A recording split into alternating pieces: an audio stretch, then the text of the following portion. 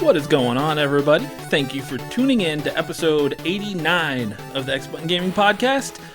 As always, I'm your host, the X Button. I am Chris, and I have a slew of friends here to talk about the recent events of Summer Game Fest.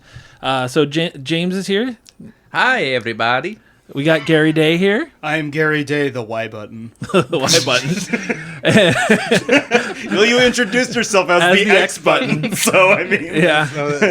I wasn't going to say anything, but have you referred to yourself as the X button before? No, that's the first time. Okay, gotcha. There's a first time for everything. Gotcha. And Rodney. Hello, everybody. Prepare for the views to skyrocket. I am back. The listens are going to go through the roof. Through the roof. The Darb Man has arrived. Yes. It has been a while. When was the last episode you were on? Was it the last time we did a review of a Direct or something? Yeah, I think so. The Nintendo or something? Which would have been at least a year ago, probably. Because Yeah. I don't know if they haven't done one since the Switch 2 came out, right? you were on the Marvel vs. Capcom 2 collection showing up, right? Oh, yeah. That was the one that I Yeah. remember hearing you last. So Brothership. Yeah, Yeah. yeah, Some it was good that stuff, one. Oh, yeah, that's been a minute. It's been over a year for sure. Wow. So welcome back. It's been a while. Thank you. We Thank you missed for having me. Thank Hey, you not for for lack having of trying. You've been busy. me. Well, it's I'm a busy man, you know. Yes. Acting. When you look directing. this good.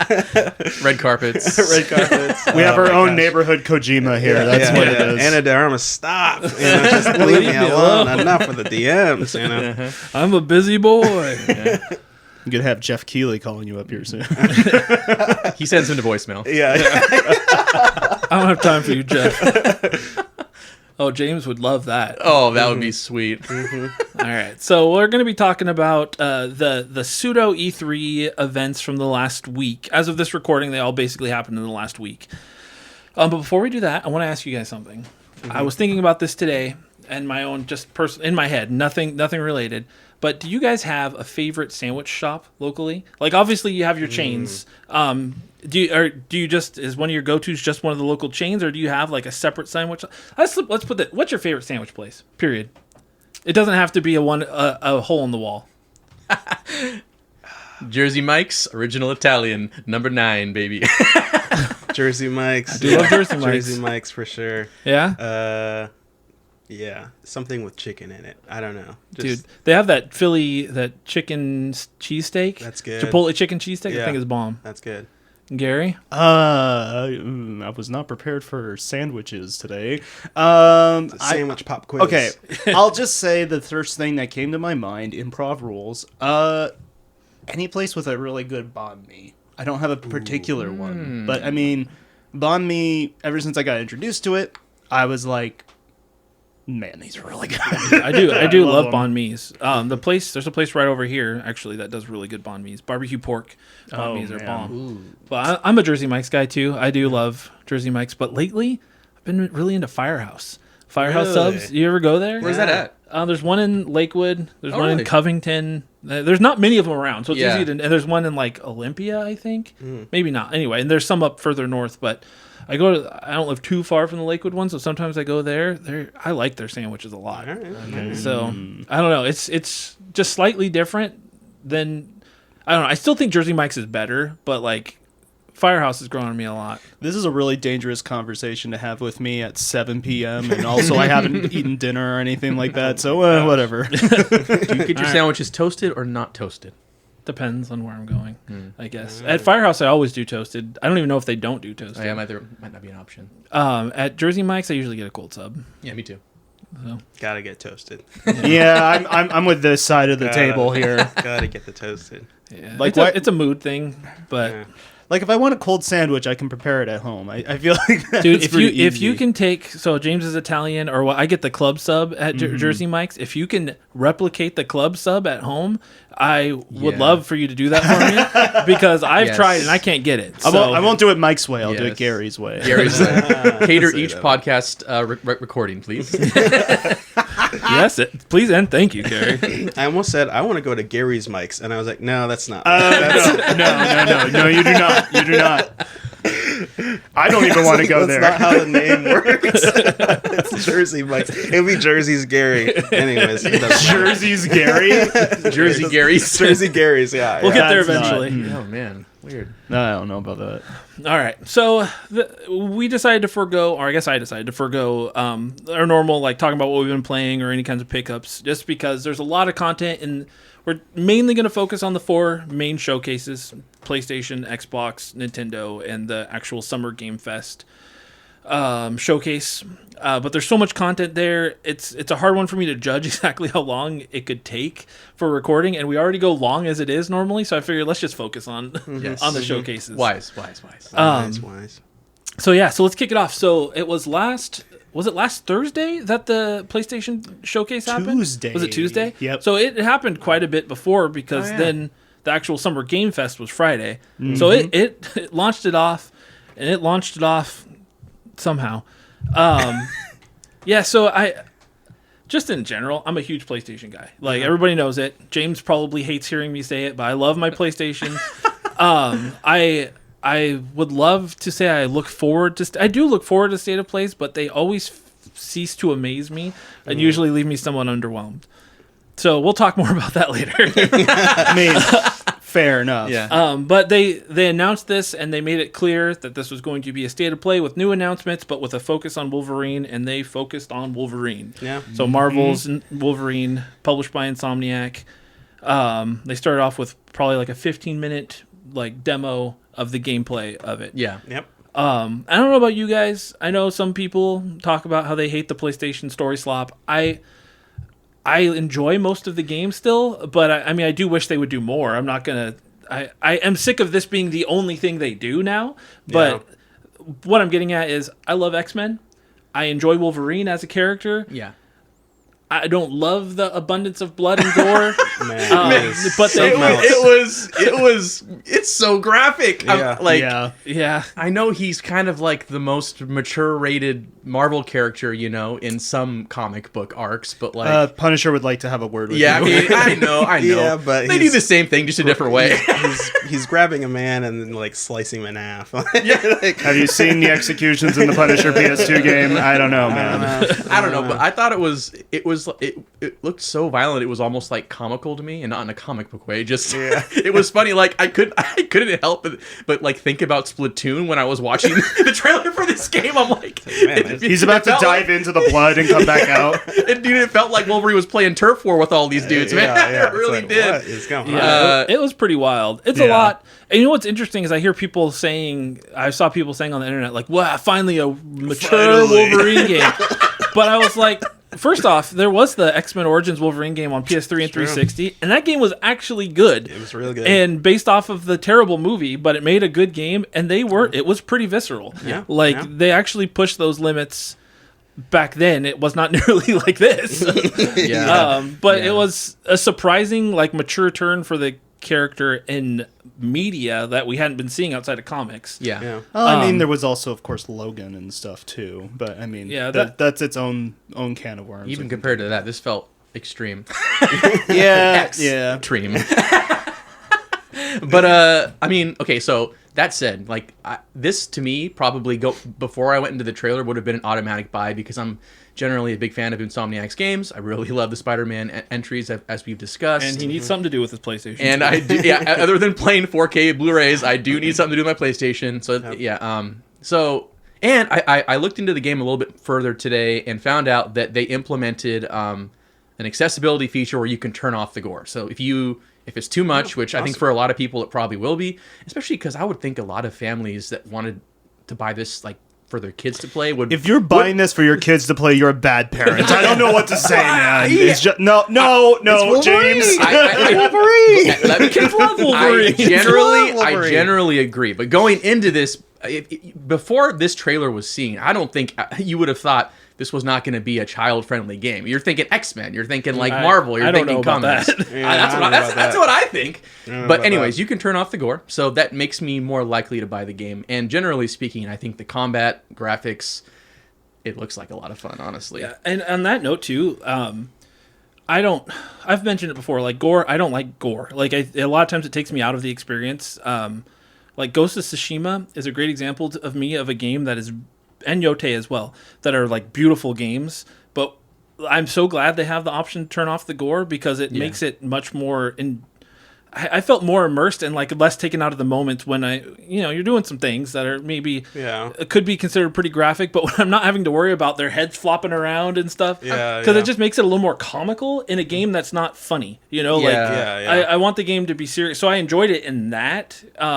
Generally speaking, I always turn it off though because I don't enjoy. What's the most mature themed game Insomniac has made in the past? Because I'm thinking Spider-Man, Family Game. Didn't they make like Ratchet and Clank or something? Was that them or was that Ratchet? somebody? No, Ratchet and Clank were all like T games, if anything. Yeah, they did all the Ratchet games though. Probably Sunset Overdrive, but I don't. It was really mature, but I don't know. I think Insomniac. I think family-friendly game until this game. Sure. You know? Yeah, sure. That's what I'm saying. I see what you're saying.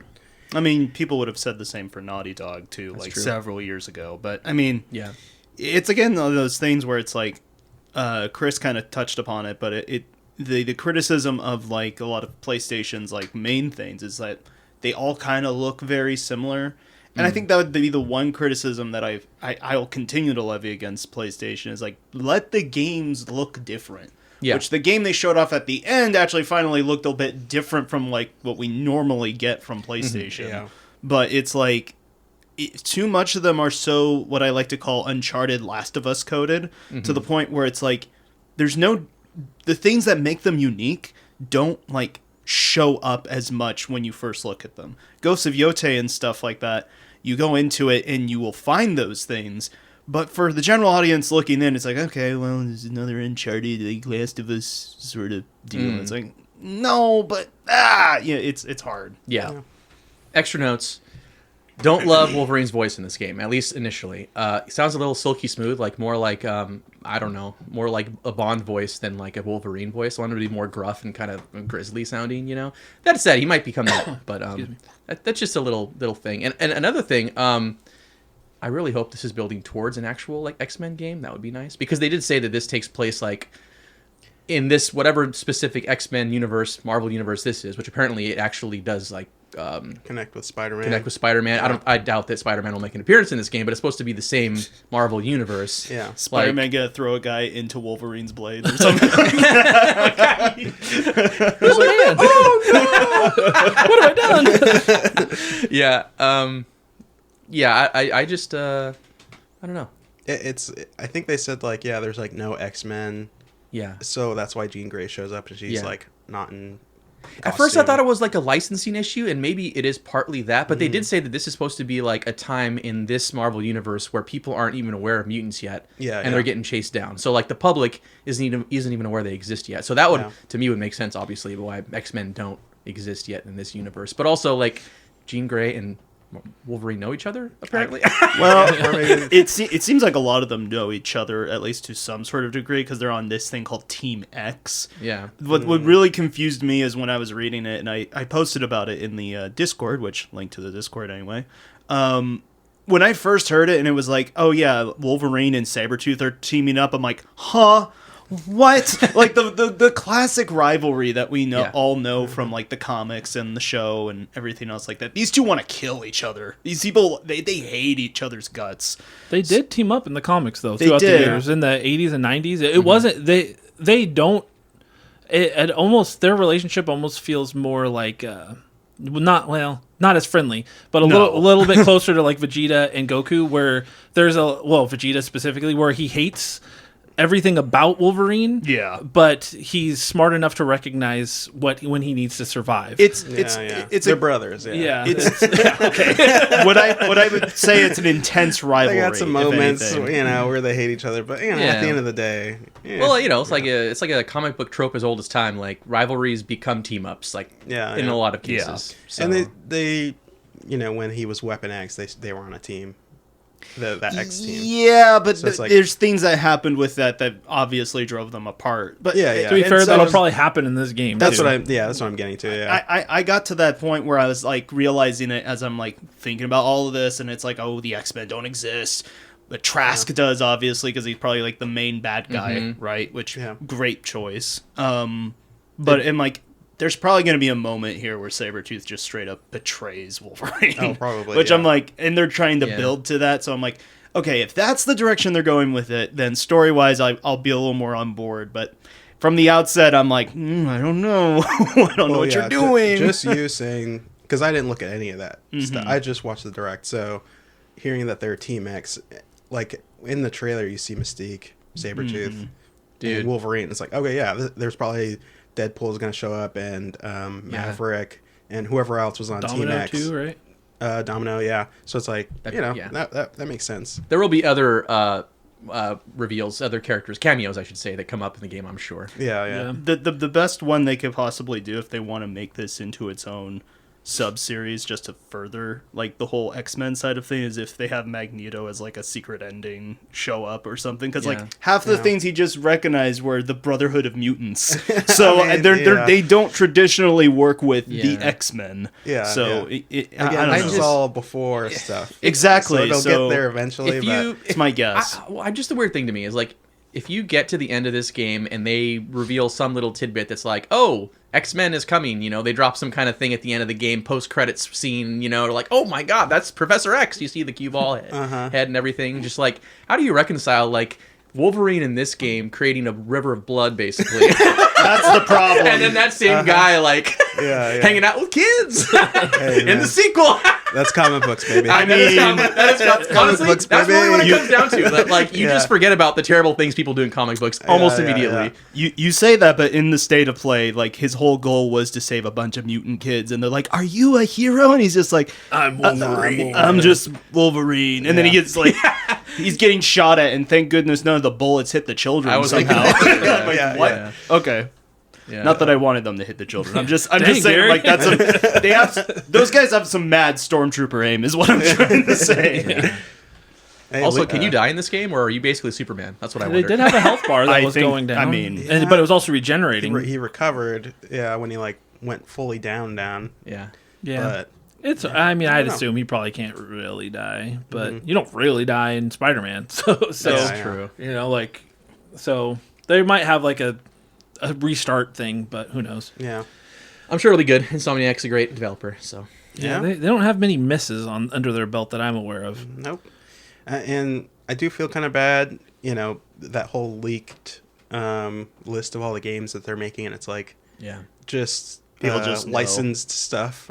Yeah, their whole roadmap. The whole roadmap. They are not making an original game for That's a whole subtopic for this episode, I think, and all the directs is just how leaks affect the whole thing, you know. But I was like, like they made Spider-Man, and I love those games, and they're making Wolverine, so I was like, yeah, I'll definitely play this, So Yeah. But I just was like, man, you guys are really gonna be like just making They're pigeonholed now. Yeah, and it's like I feel bad, but at the same time, hey, I'll play it. So, suffering from success sort of deal. Yeah. And it's too bad because Ratchet and Clank Into the Nexus, I think, was the last one. Yeah. The PS5 exclusive one, and that game was phenomenal. It was still probably one of the best looking PS5 games. And it didn't sell 20 bajillion copies, so so they've been relegated to just doing what sells 20 bajillion copies. If we've learned anything this year is that Sony loves to make the dumbest decisions possible with their IPs. Look at Nintendo, yeah. No, not talking about that, but no. Anyway. Yeah, so as far as the rest of the direct goes, or the state of play goes, anything else you guys enjoyed, things you're looking forward to that you saw in it? Obviously, there's some decent announcements. For me, there wasn't a lot that resonated very strong with me, other than Control Resonant. Yeah, that looks pretty good. Oh my god, I can't wait for that game, dude. Yeah, I'm really looking forward to it. So good. I love Control. I loved Alan Wake. I still haven't played Alan Wake 2, but I need to. Control, the initial same. one originally came to Switch, right? Maybe a cloud version or something like that. So Yeah, I'm it had a hoping, cloud version. hopefully this comes to Switch 2 at some point.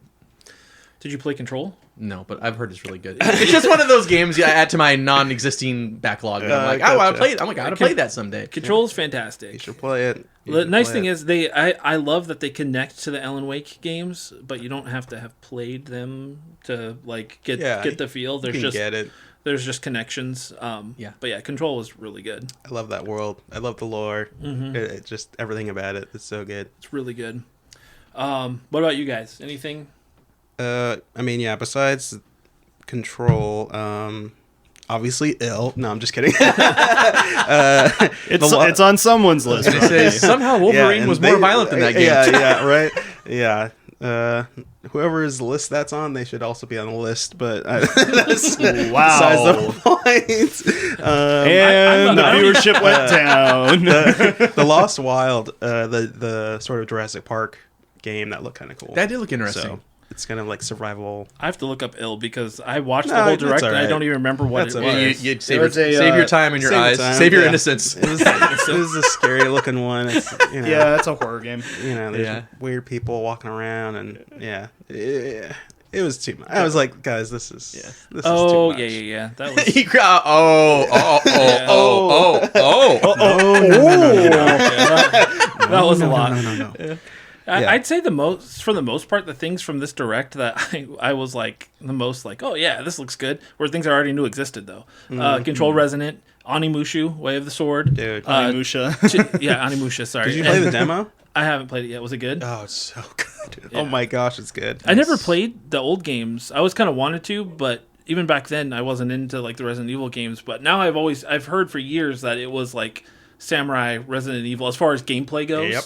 And I know that that's probably different now, but it still makes me want to. Nowadays Capcom, it hits so hard with everything they do. I just kind of have doing great. faith in trying anything they put out. Yeah.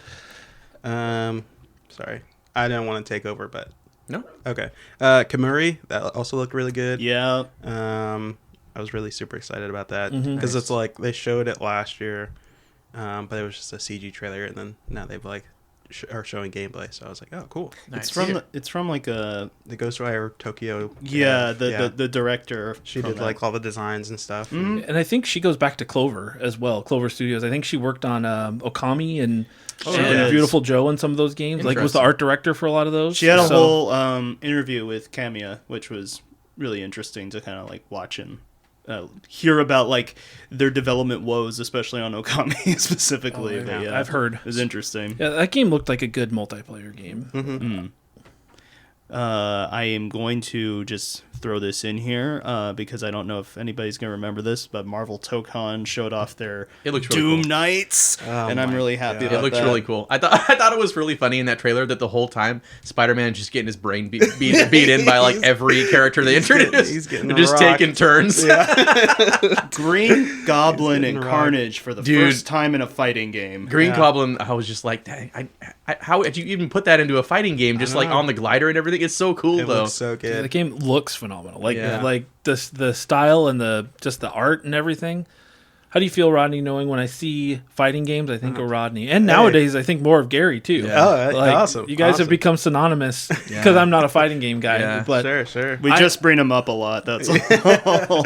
I've always so badly wanted to be good at them, but I don't want to put the time in to be good at them. So then the struggle is real. I just love to look fair. at them. Yeah. So, sometimes that's also part of the thing too, because I'm not particularly good at fighting games, but when I see somebody, like when I start to appreciate how the games are made, and then I see somebody just style on me in like a really well prepared combo, I'm just like, a part of me is like, gosh dang it, but another part of me is like, okay, but you were really good. That was like really good. I like that a lot. Do it again.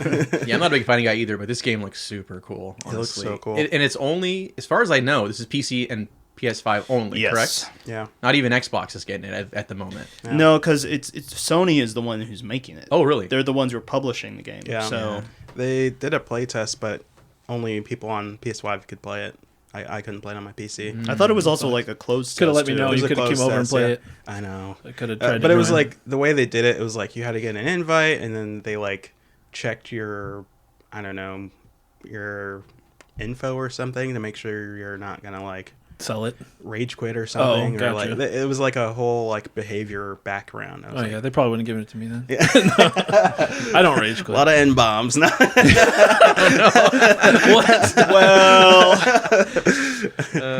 One game that I liked from the State of Play, sorry to interrupt you guys, but Tomb Raider, Legacy of Atlantis. I'm a fan of Yeah. the series, generally speaking. Not that I've played all of them, but this is the way I understand it, it's a remake of the original that was on PlayStation, right? Yep, that's my understanding. Also coming to to Switch 2.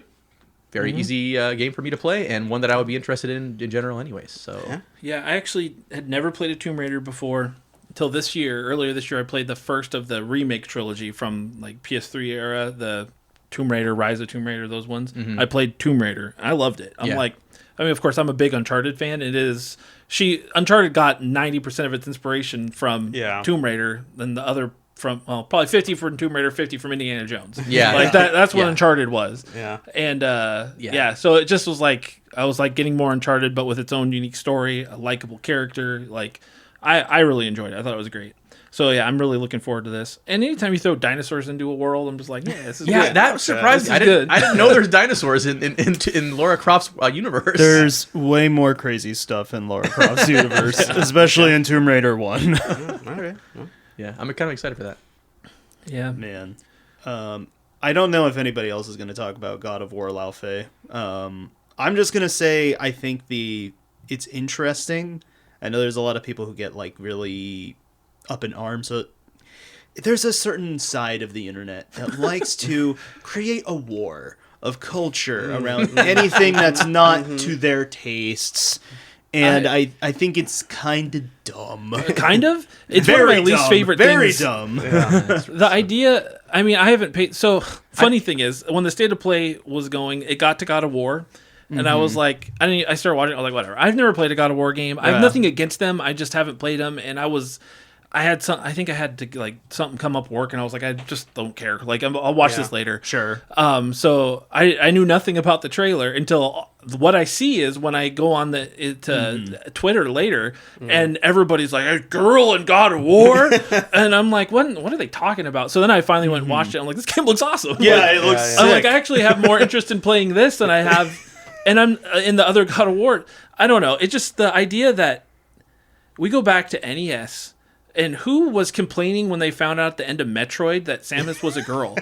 Like, I remember being a kid at school and talking, like, the game had already been out for years by this point, but I remember talking about it and us all being like, and then you find out it's a girl, and it's more like your mind is blown because she's such a badass, and that's just cool. Yeah. But nowadays, having a female main character is somehow just a negative thing across the board. That's so stupid. I think it's but just she looks like a realistic woman, and she's not like the hot anime babes that right. Deborah Ann Wall is pretty hot. Deborah Ann Wall is pretty hot. Anyways, what I'm trying to get, I did like her in Daredevil. I did like her in Daredevil a lot. I just think like what I'm trying like to an online thing, like. I don't think that's a real reaction that normal people have. Yeah. Oh, you no. know, like I think it's a minority, like for sure. like a rage bait. Like they're just trying to get people to look at their Twitter or whatever. It's just like they said, oh, we have one last new game, and I was like, oh, okay. And then they play the trailer, and I was like, oh my god, it's God of War again, dude. I was like, I was so over. I don't play the games, but I was over Kratos. At that point, I was already kind of so over the State of Play because I was it was such a nothing burger for me. I was just, and then it's like, oh, you're not playing as him because it's like that guy sucks. I just want to be honest here. Like he like destroyed a whole civilization in Greece and then just bounced and then is like, I'm a dad now, and we're supposed to just like forgive him, whatever. Anyway, so I mean, if you understood what he killed those guys for, whatever. Yeah. Anyway, sometimes you got to destroy civilization, Ronnie. Sometimes you got to do it. Yeah, the ends justify the means. So, anyways, it was just I was like, oh, and it's like Devil May Cry, Bayonetta kind of character actiony. Way more that than the previous games. Yeah. So like, which kind of speaks to me. Like, I love that fast-paced action. It's like this. Yeah. They could have called it something completely different, but they have to.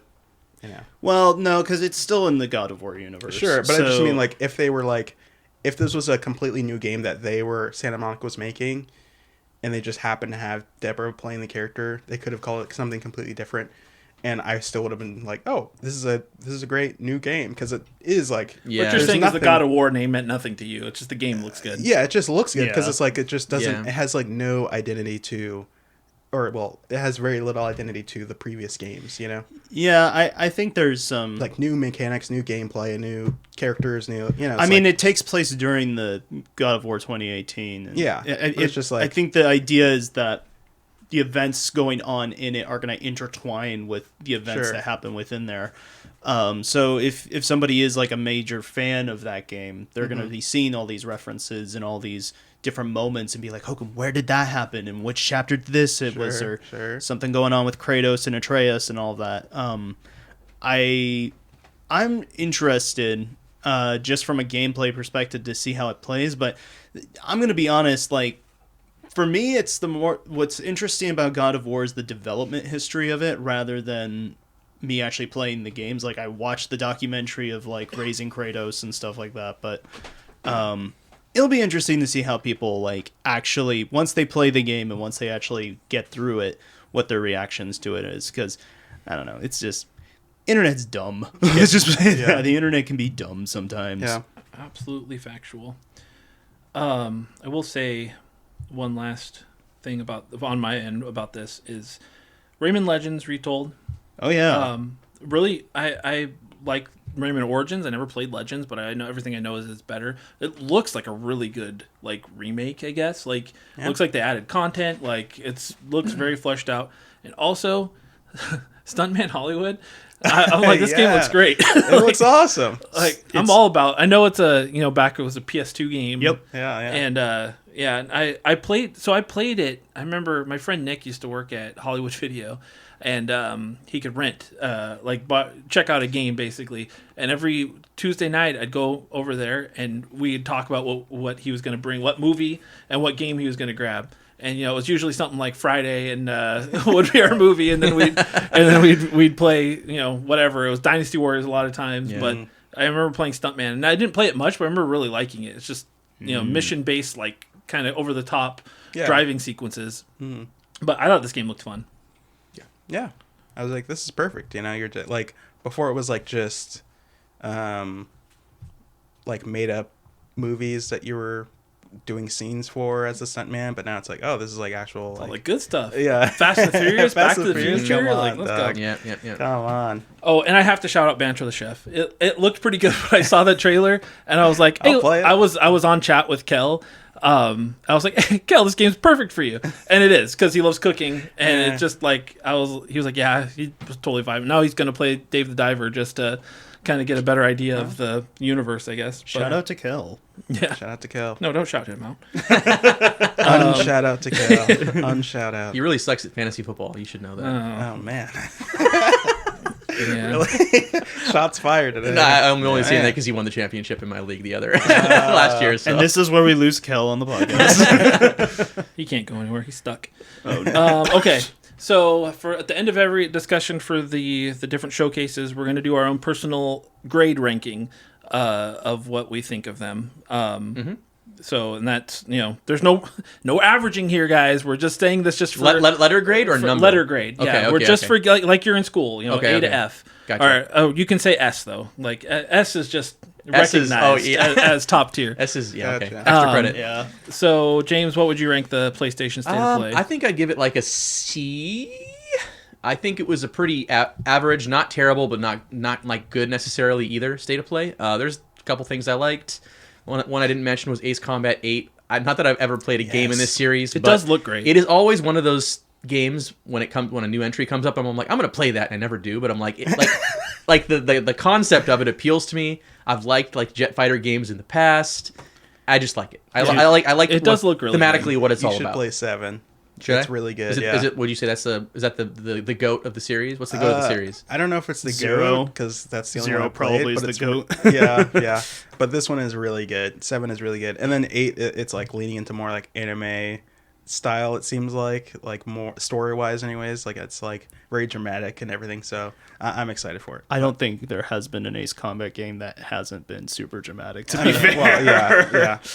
I'll check it out sooner or later. Yeah. Probably much later. Gary, what would you rank it? Just because there was like a few more stuff that I liked about it. I mean, I'd probably give it like. I'm trying to think about it now because when I really think about like the whole week, this one didn't have a whole lot that really stuck with me. Like Ace Combat's great, Marvel Tokon, and then like God of War also had some pretty cool stuff, but. Yeah, I'm gonna probably have to agree with James and say C as well, just because it's like the majority of the games just weren't my bag. They weren't something that not I was my into. bag, baby. Yeah, exactly. Yeah, no, Just wasn't my interest. So. 100%. Rodney? I mean, I liked most of this. I'm looking at the list, and I liked most of the stuff that was shown.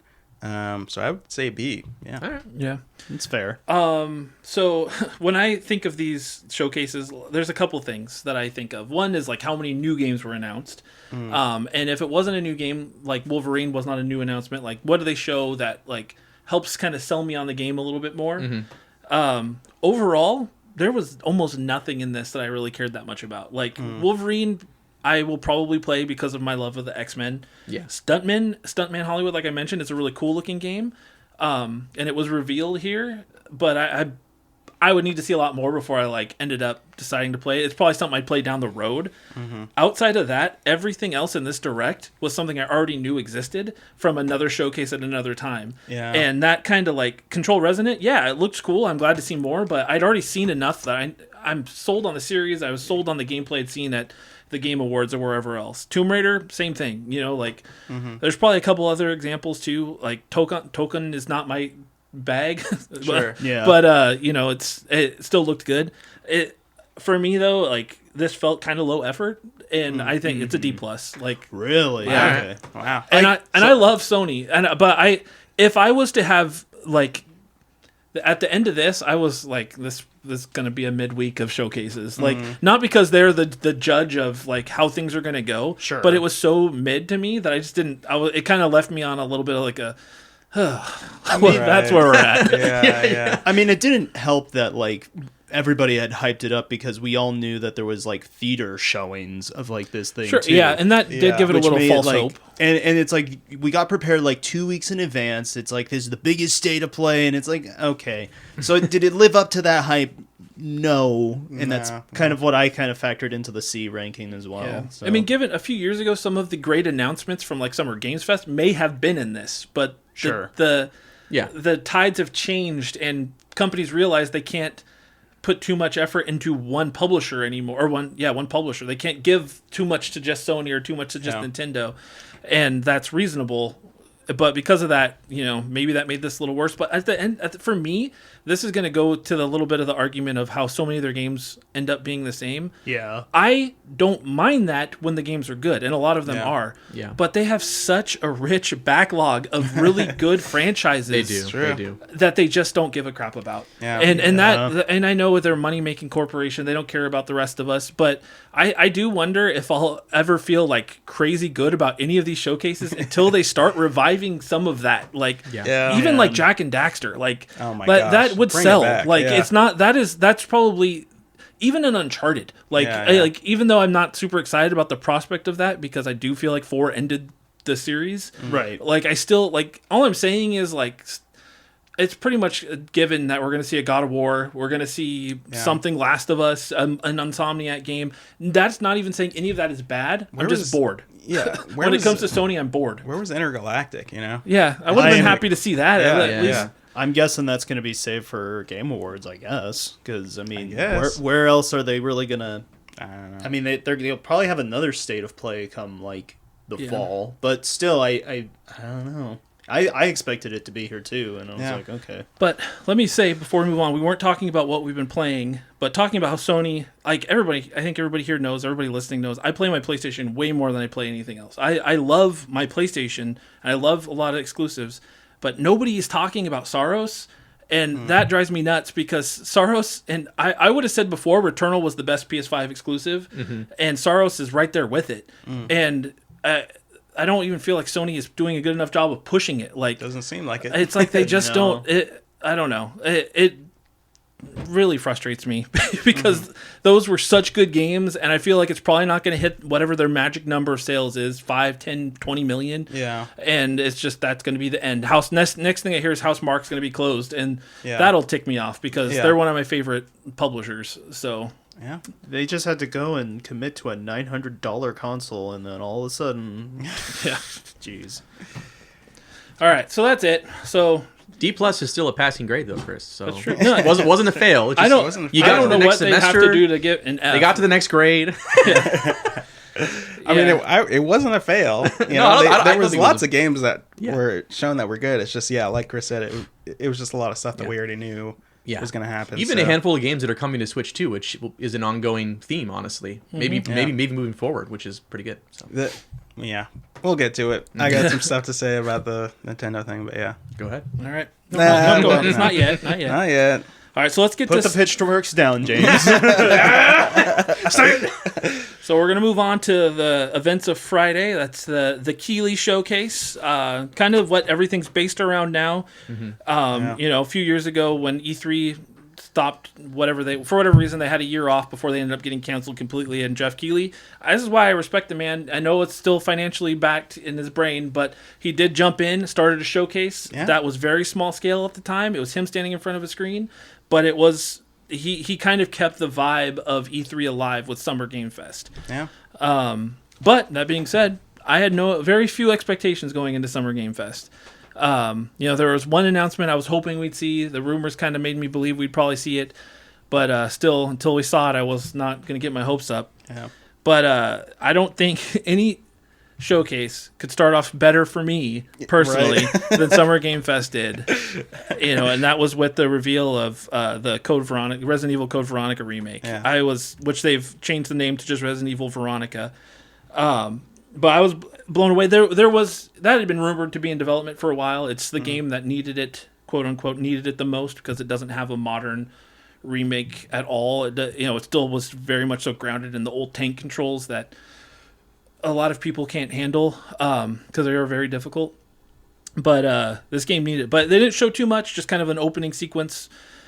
And it was when they got to the room and she started talking about how her brother, made such a mess. And then I was like, this does look like RE Engine. Yeah. Is she talking about Chris? And then, I was very happy. Right when I saw that character, the little old French lady, I was like, this is RE. Yeah. It's just they have a certain style to their stuff. It's in their eyes for sure. Yeah. But yeah, that I don't know that it could have started off any better than that for me. I was very happy. Yes.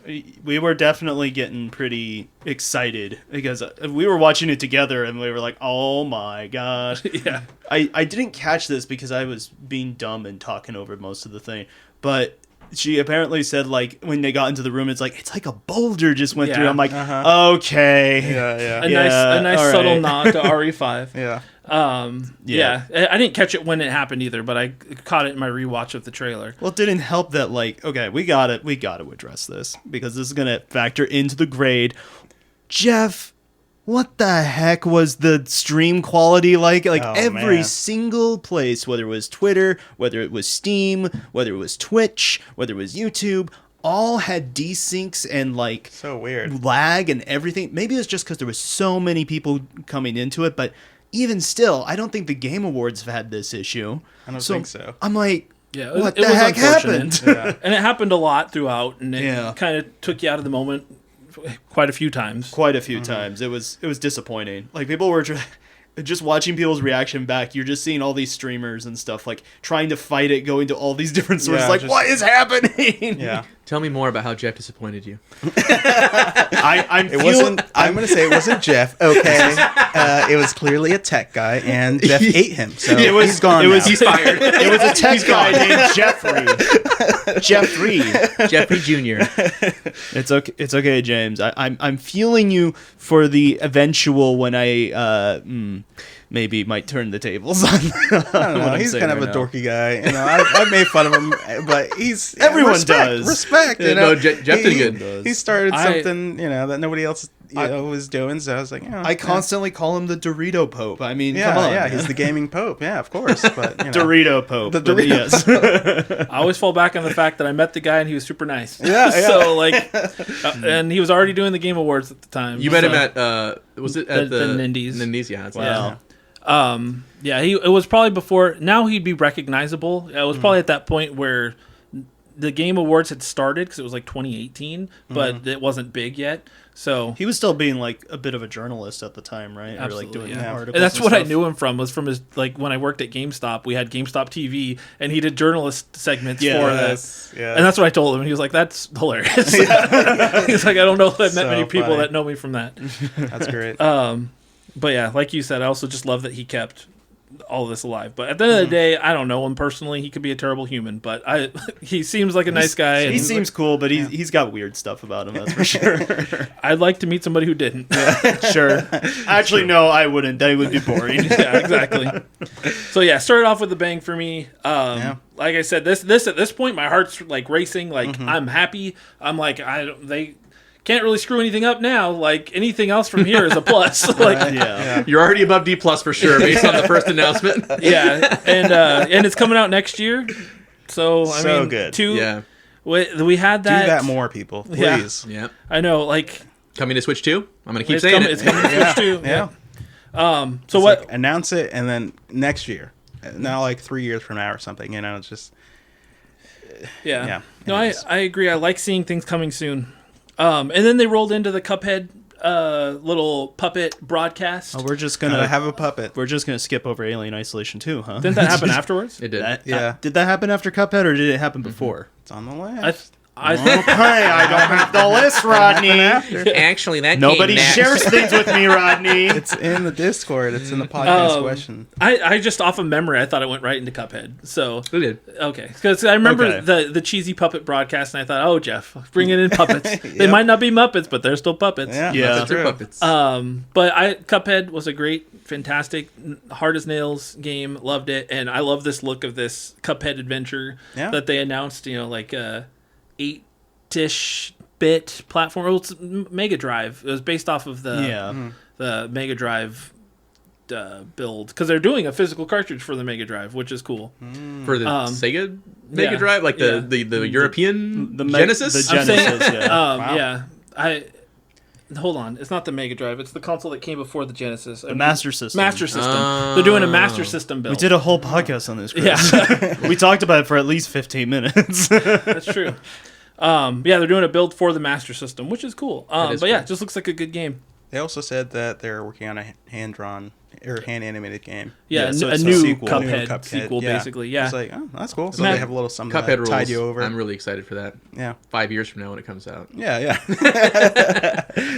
Sure. The original Cuphead took forever to come out. I mean, if it's for good reason, I mean, it's the hand-drawn style. It takes a lot of time and effort, and I mean, there's been several games like Mouse P.I., Eternal Life of Goldman, all these like really beautiful hand-drawn games. Yeah. I'm okay with them taking some time to come out, especially with for smaller teams and Get stuff. that vibe perfect. Yeah, so knowing that it's cooking, just wait on that when it comes out. Yeah. Yep. So then Alien Isolation was next, right? Yup. Let's freaking go. Not that I played the first one, but let's freaking go. It looks so good.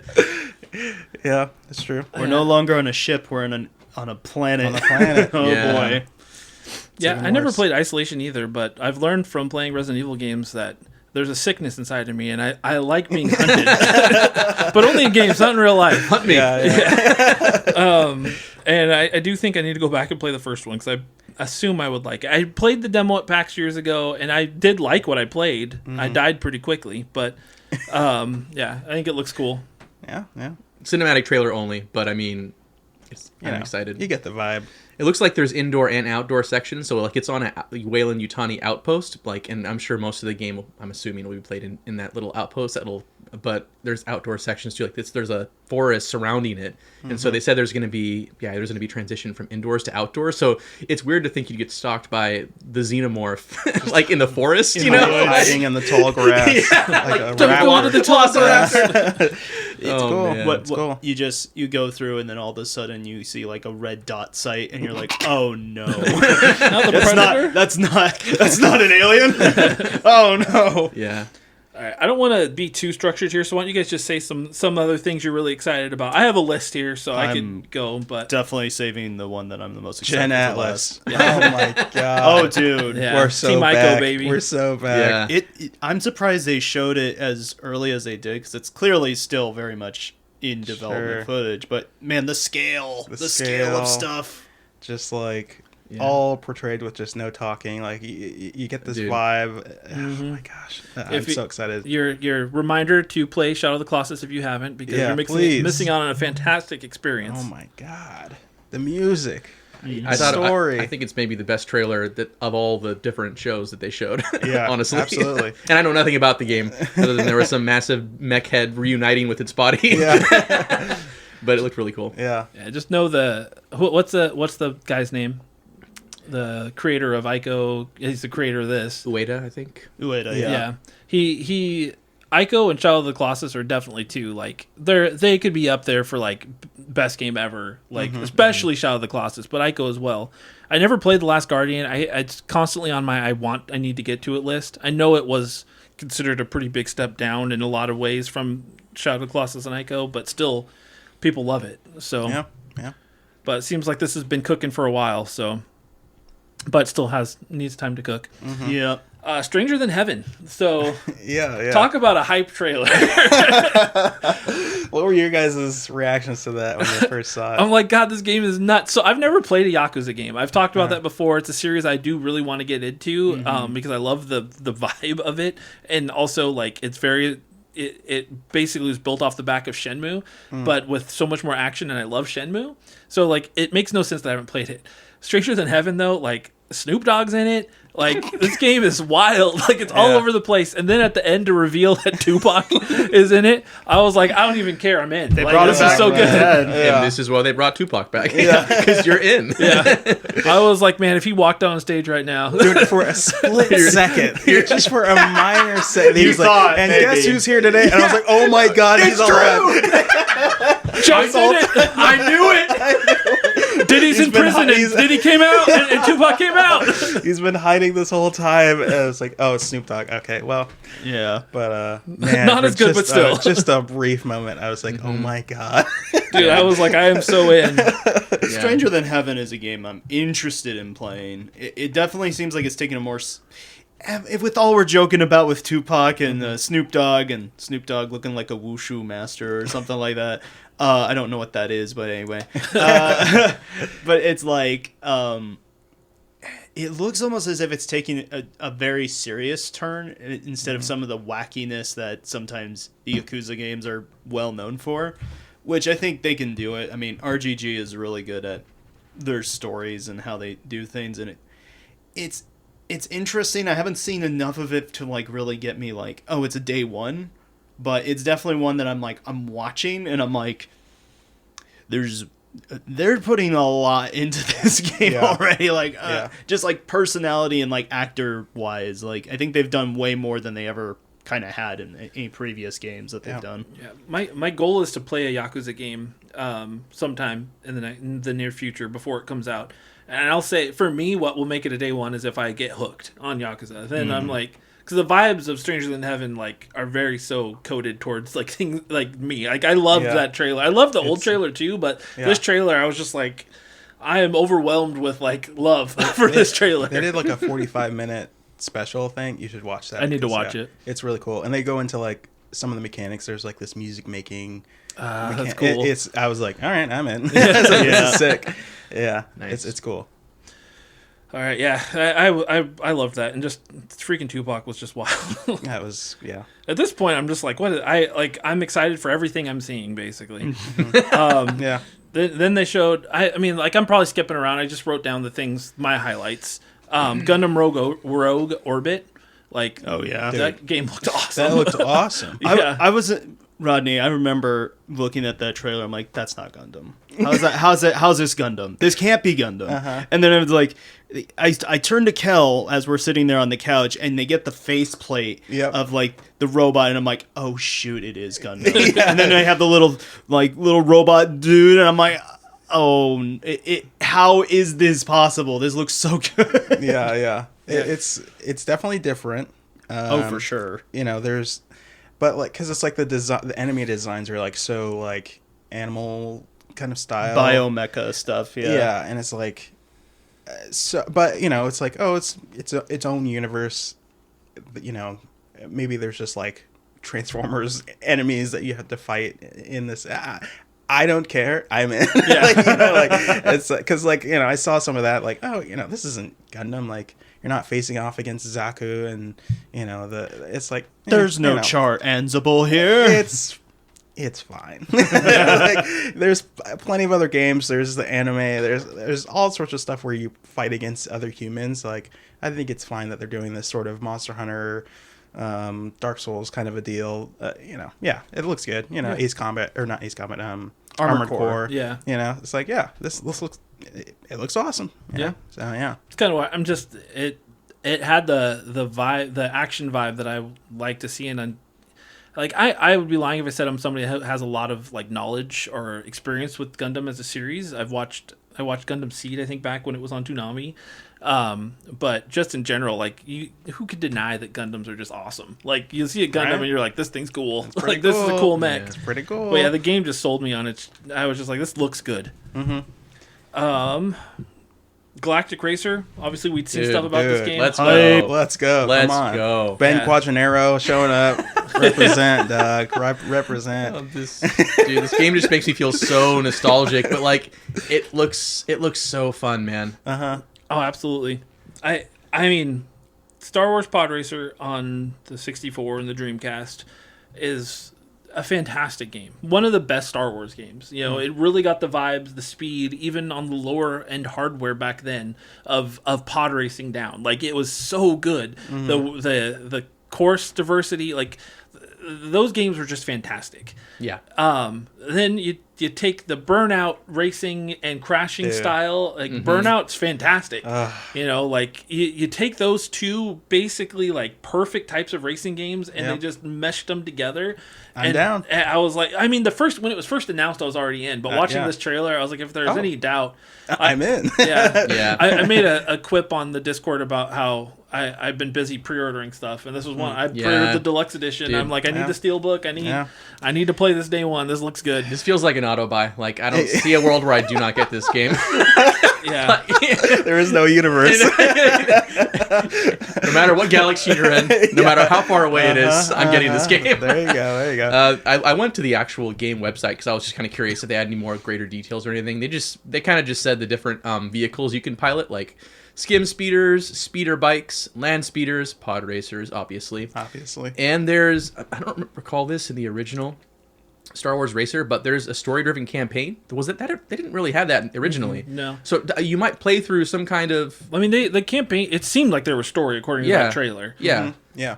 Like, it seems like there's like a champion driver that everybody's kind of like striving to be as good as or be on the same plane as, and then there's old man Daddy Sebulba, Papa Bulba. Papa Bulba shows He's hanging out. Yeah.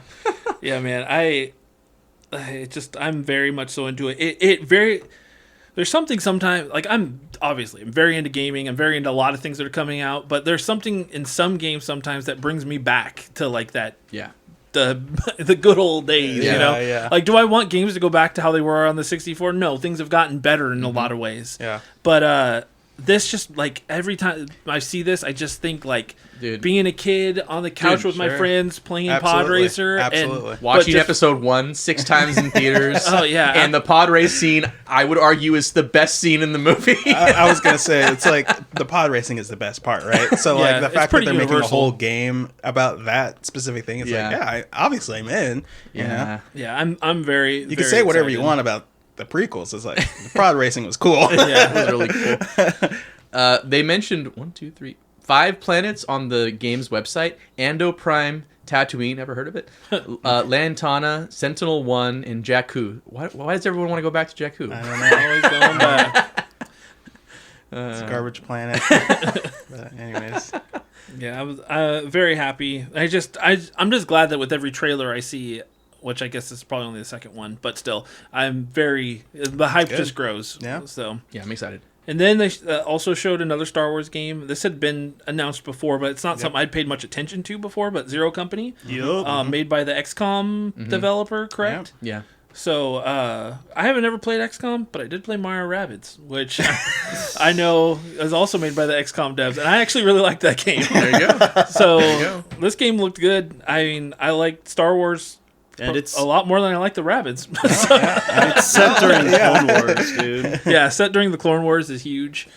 We don't get that anymore. I'm so happy that we're finally getting that era a little bit more again. Like, we get it in the shows, we get it in the TV stuff and all that. But in the game. But we haven't had Clone Wars games in since the mid 2000s or something like that. So it's if I'm not mistaken, there was just the Lego Clone Wars Republic Heroes, and the lightsaber duels game. I guess Battlefront also kind of goes into that a little bit too, and Battlefront 2 and stuff. But I mean, just in general, it's not an era that you see them exploring in the game world a little bit. Yeah, especially with having new characters and exploring different angles of the Clone Wars that haven't been previously seen. A lot of what we get is just kind of mimicking what the show showed and all that type of stuff, but this is actually taking it in a different direction. Yep. Strategic. I can't wait to have my clone commando go right in front of a droid point blank and still miss his shot. I'm excited. It's a game that I'm happy I have a PC. Yeah. Monster Hunter, they announced a new expansion, Monster Hunter Wilds Ascendants. Yo. I mean, it looked good. I'm not a Monster Hunter guy, but I just think for Monster Hunter fans, it's nice that it's been a year and a half since Wilds came out. Yeah, a little over a year and a half. So it's nice that they're getting more content now. I assume there was a lot of happy people. Do you guys play Wilds? I know you don't really play, James, but no, the last Monster Hunter I played was Rise. But it's coming to Switch too, once again. God. So again, if my buddies pick it up and want to play, I will.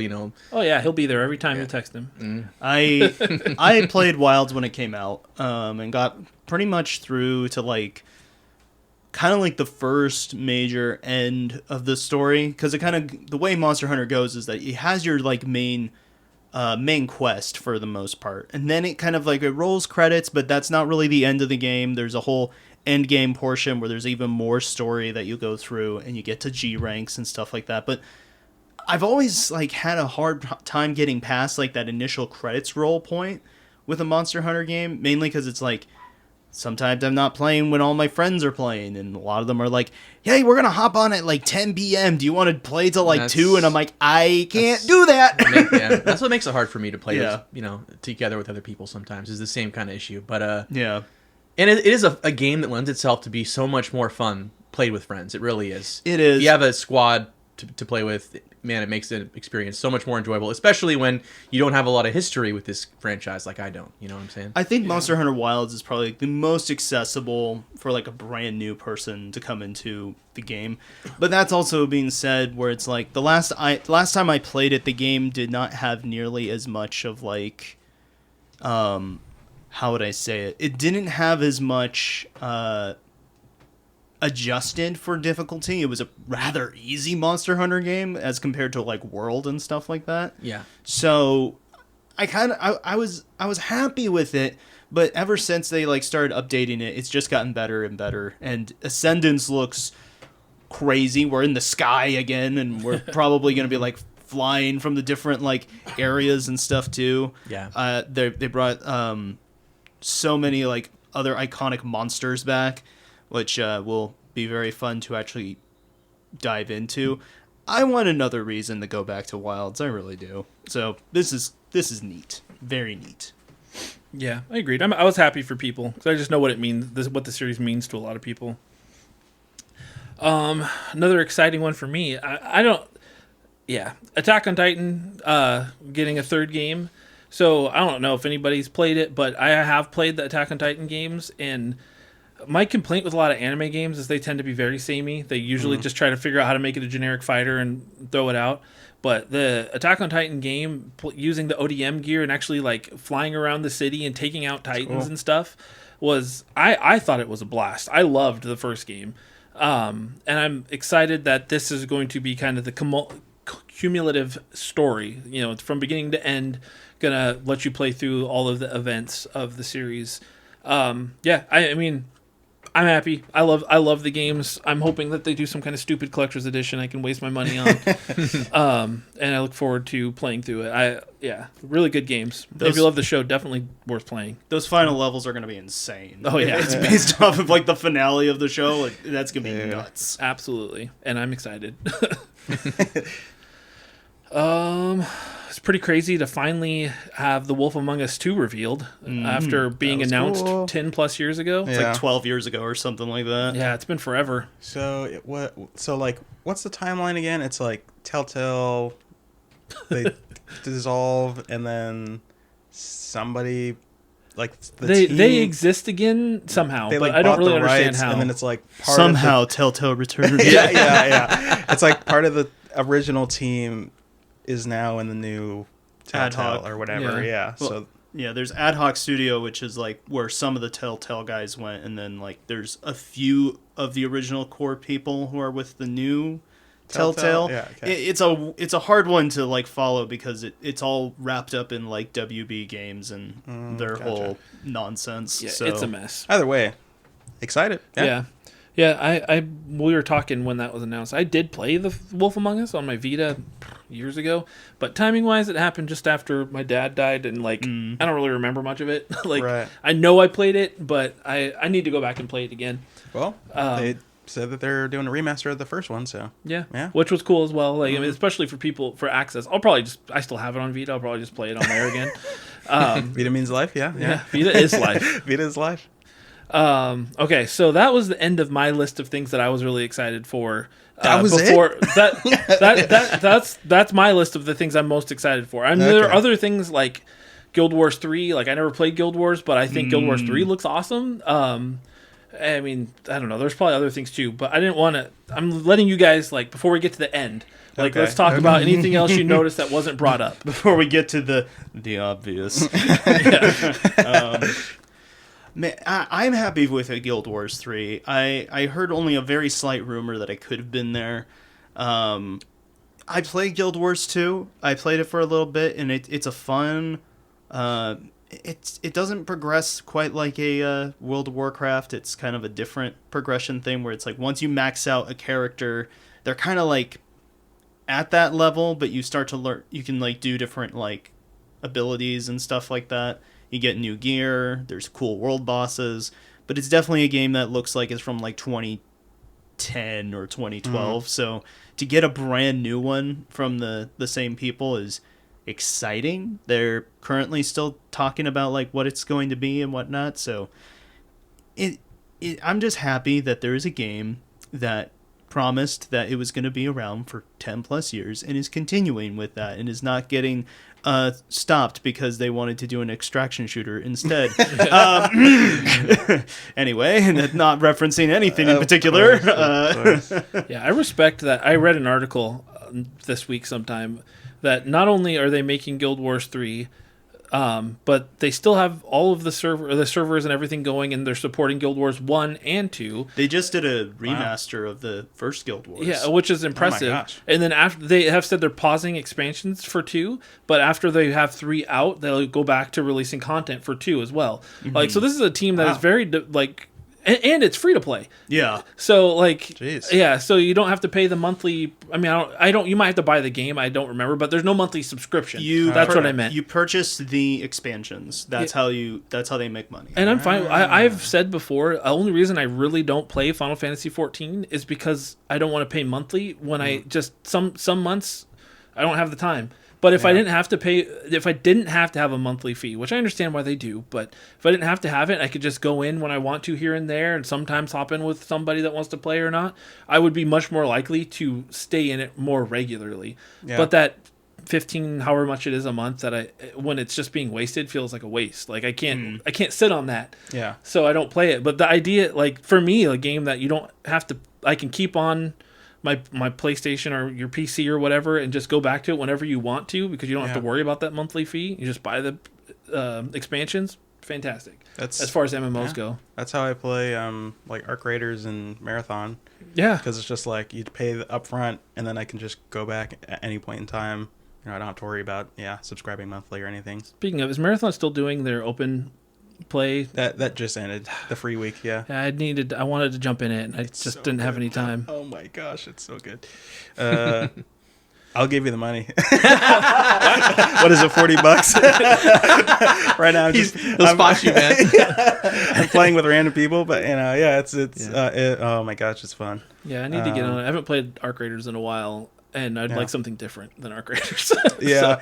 Warning: Marathon is a lot harder than Arc Raiders. It's not the difficulty of Arc Raiders. It was the people that started pissing me off. So Arc Raiders, it's like that PvE, but then of course there's the PvP stuff. It's basically PvP with E. This is just this is all PvP because it's like there's like bots that you fight against. But then there's those other teams that also are doing the same thing. That's fine when I don't have to constantly be watching my back. It's fine to know if I see somebody, it's shoot on sight. That's fine. Exactly. That's different. Arc Raiders sucks because I don't want to be a bad person, but it makes me have to be a bad. I have to shoot people without asking questions. You don't trust anyone because people aren't trust. The amount of times I was like. Where I'd be like, you good? Like, I'll let you go, and they'd be like, they would just use chat or whatever the voice lines in the game, and then I'd be like, all right, like they'd go about their business, I'd move on, and 2 seconds later, I'm getting hit from behind by like a whole squad. I'm like, screw you guys, man. Like that happened to me the other day. Michael Jackson walk away. That happened to me the other day. James. I was I was playing, and then all of a sudden I start getting shot at. So I'm like, what the heck? Where's it coming from? I'm like zigzagging, and then I'm trying to get to the the exfil thing, and then he shoots me down, and he's like, that's why I did. I didn't want to do it, but you kept shooting at me. I'm like, what? Like, he's like, but he's saying it over prox chat so that everyone else can like hear, and it's like, dude. So I just like surrender. I was like, I can't. He's like trying to play this game. It's like, dude, just take the loot. Like, I don't want to hear your like backstory that you're creating or whatever. Like, trying to lie to other people. Like, I've gotten pretty toxic when I was playing Arc Raiders. But like, when I'm playing Marathon, completely different. Like, I'll die and it's like whatever, and I just move on. That's different. It's different if you know what the vibe of the game is. You know the vibe, yeah. Oh man, the amount of times I'd crawl away and just start screaming into the mic. They're over here, and then laughing into the mic as they're getting pummeled by another team. Yeah. Oh, that was fun.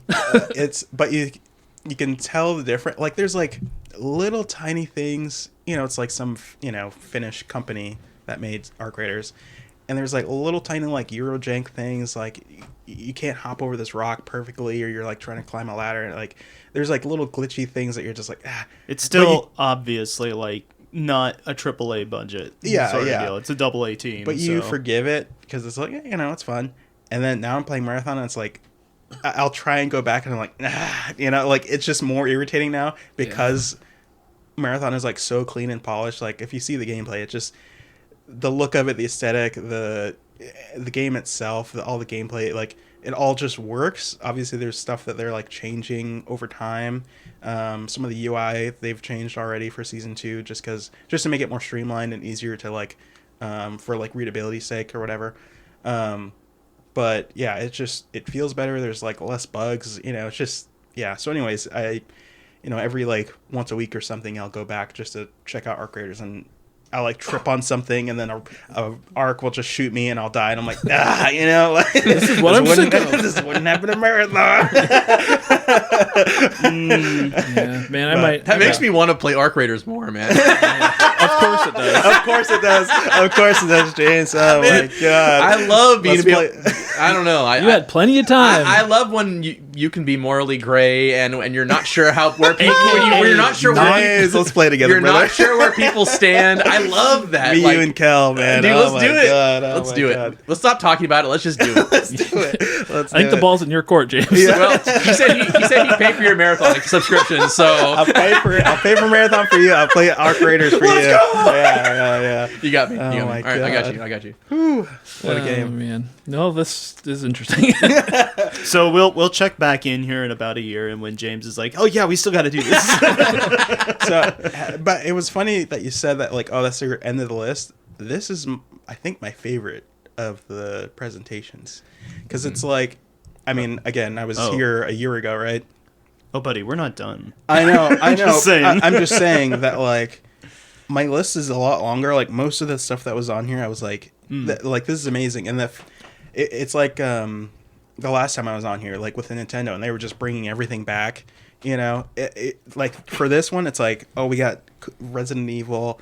We got Street Fighter. We got dude. Virtua Fighter. I was like, we got Virtua Gen Fighter. Alpha showing up.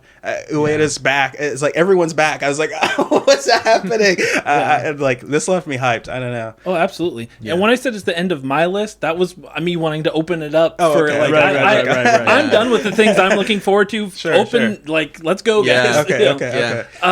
Yeah, I mean, I could have talked about Street Fighter just because of the Tifa reveal, like The that. Tifa reveal, the that's- 3 new characters. I was like, yeah, this Yeah. looks awesome. They Yeah. keep going. The game's got- strong, and it just keeps getting stronger. Yeah, Like, yeah.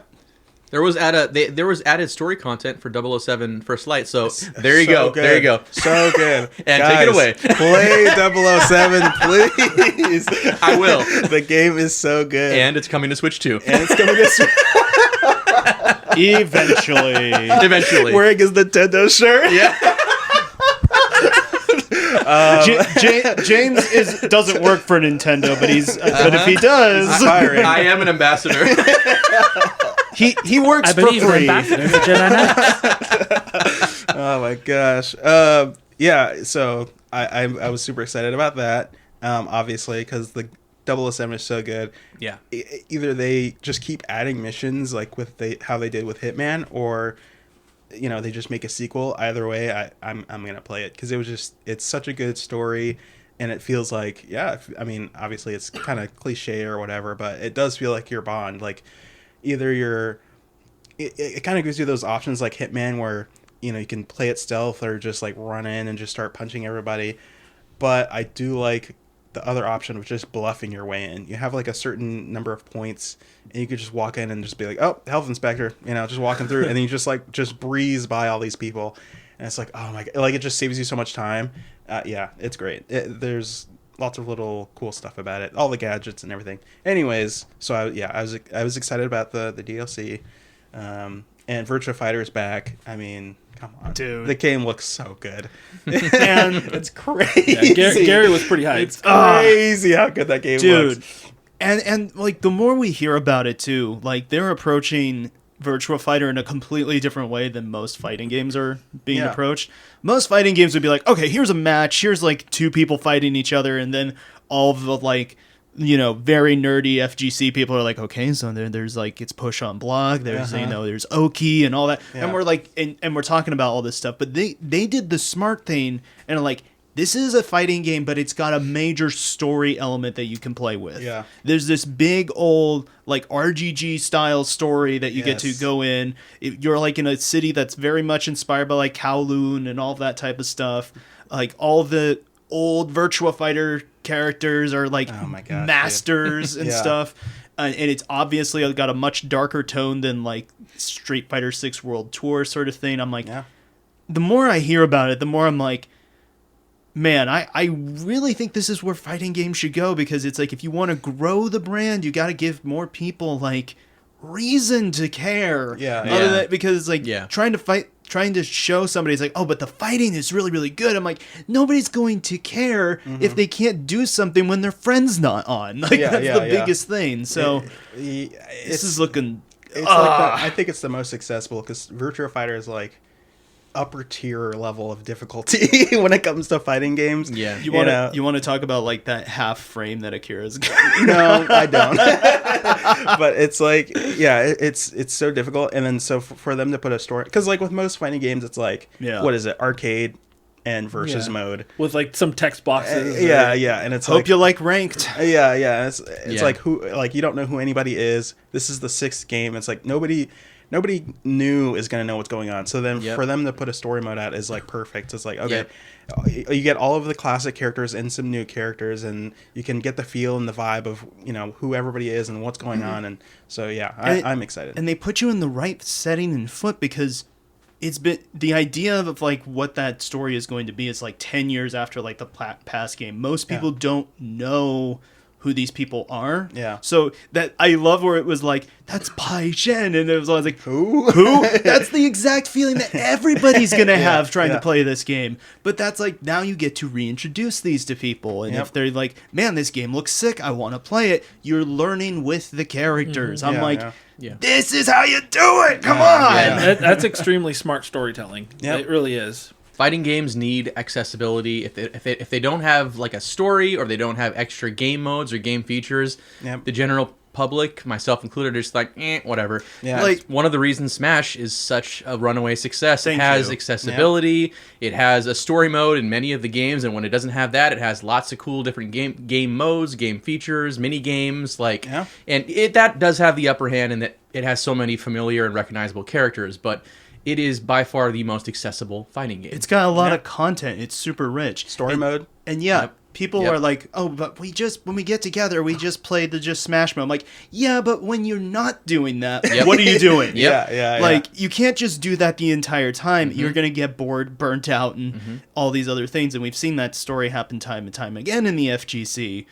I'm just really excited. Like, I love that this is where they showed, like, something more for the general audience at Summer Games Fest, and then the director has come on and says like, we're also going to show match footage eventually. That's going to be soon. So it's like, so for people who are like the super nerds into this stuff, like, okay, what is the actual game mechanics of this? Yeah, they are going to show that, but for the general audience, here you go. This is something for you. Exactly. It's smart because most people, if they're not really into fighting games, are just going to see another fighting game. It doesn't matter how seasoned and storied Virtual Fighter is. It's just like, well, I don't play Street Fighter. Why am I going to play this? It's in the Louvre, guys. I mean, and come on.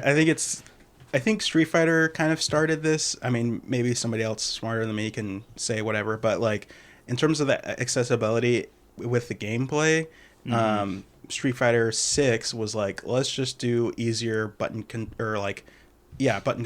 Like, if you want to pull off a special move, then here's an easier way to do it. Just press this button instead of having to do all of the motions and stuff.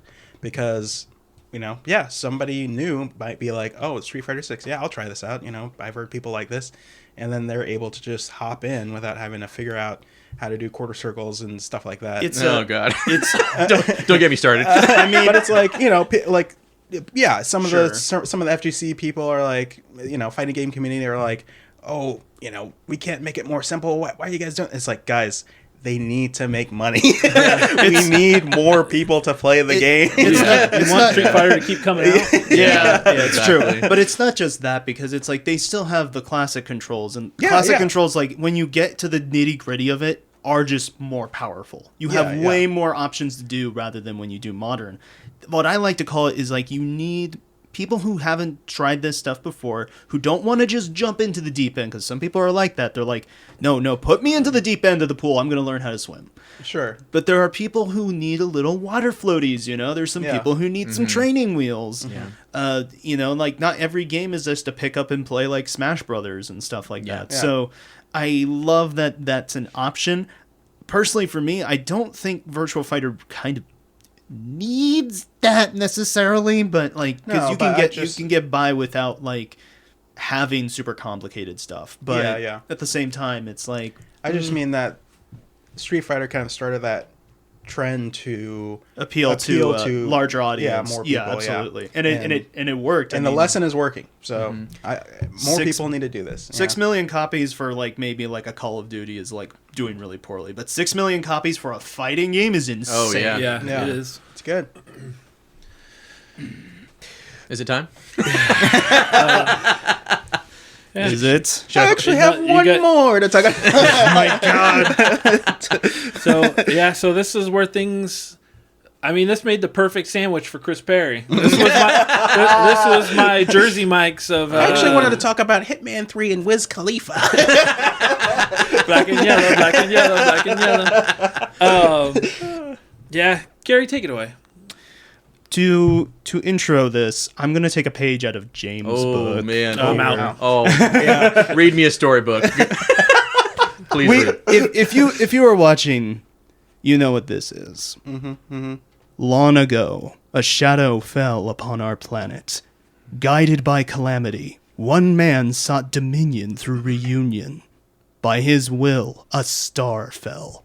A meteor called forth to bring ruin to all. But our planet answered, awakening mighty weapons to stand against the celestial threat. Now, hope endures in those who fight. At last, the promise is fulfilled. The journey ends here. Final Fantasy VII Revelation. Let's go! The Last Ronin by Platinum Games is what he's talking about. Yeah, I was super excited about that. I can't believe Platinum's back.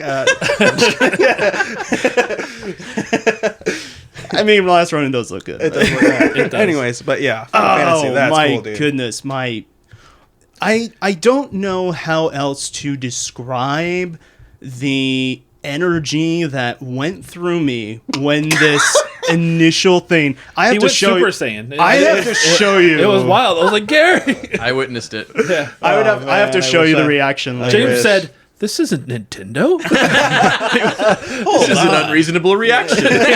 darn straight it wasn't Nintendo. Man, like, this is the 1-2 punch. We already talked about Tifa, and this was one of those things where I'm like, that rumor's not gonna happen. That's not gonna happen. And then Tifa shows up, and I'm like, I'm already flabbergasted. I'm already like jumping out of my seat and like losing my mind. Stun locked. They have Naoki Hamaguchi, the director of the remake series, just on stage. I'm like, he's there. Yeah. No, that can't be the only thing he's here for. Why is he here? Yeah. Jeff comes out. He's like, "Oh, we're gonna have the final announcement, guys," and I'm like, "Don't toy with me, Sometimes Jeff. it was a fantasy. Don't do this High Guard 3 nonsense or whatever. I don't need this High Guard 2 or whatever." Hold on, High Guard. Okay. Chris got the platinum for those who aren't aware. I'm happy for you, Chris. Keeley fan. Yeah. Wow. Chris stands Keeley. It's cool. It's Probably cool. the only person in the world with the platinum. No, there's dozens of us. Yeah. There's twos of us. I lost my mind because it's funny how much of a barometer you can see if you watch people's reactions to this trailer. There are people who knew from the very first shot, or even him just saying, "Get ready for the final battle," knowing exactly what that was. To open on the shot of the Edge of Creation, which you don't know because you haven't finished remake. I'm getting there.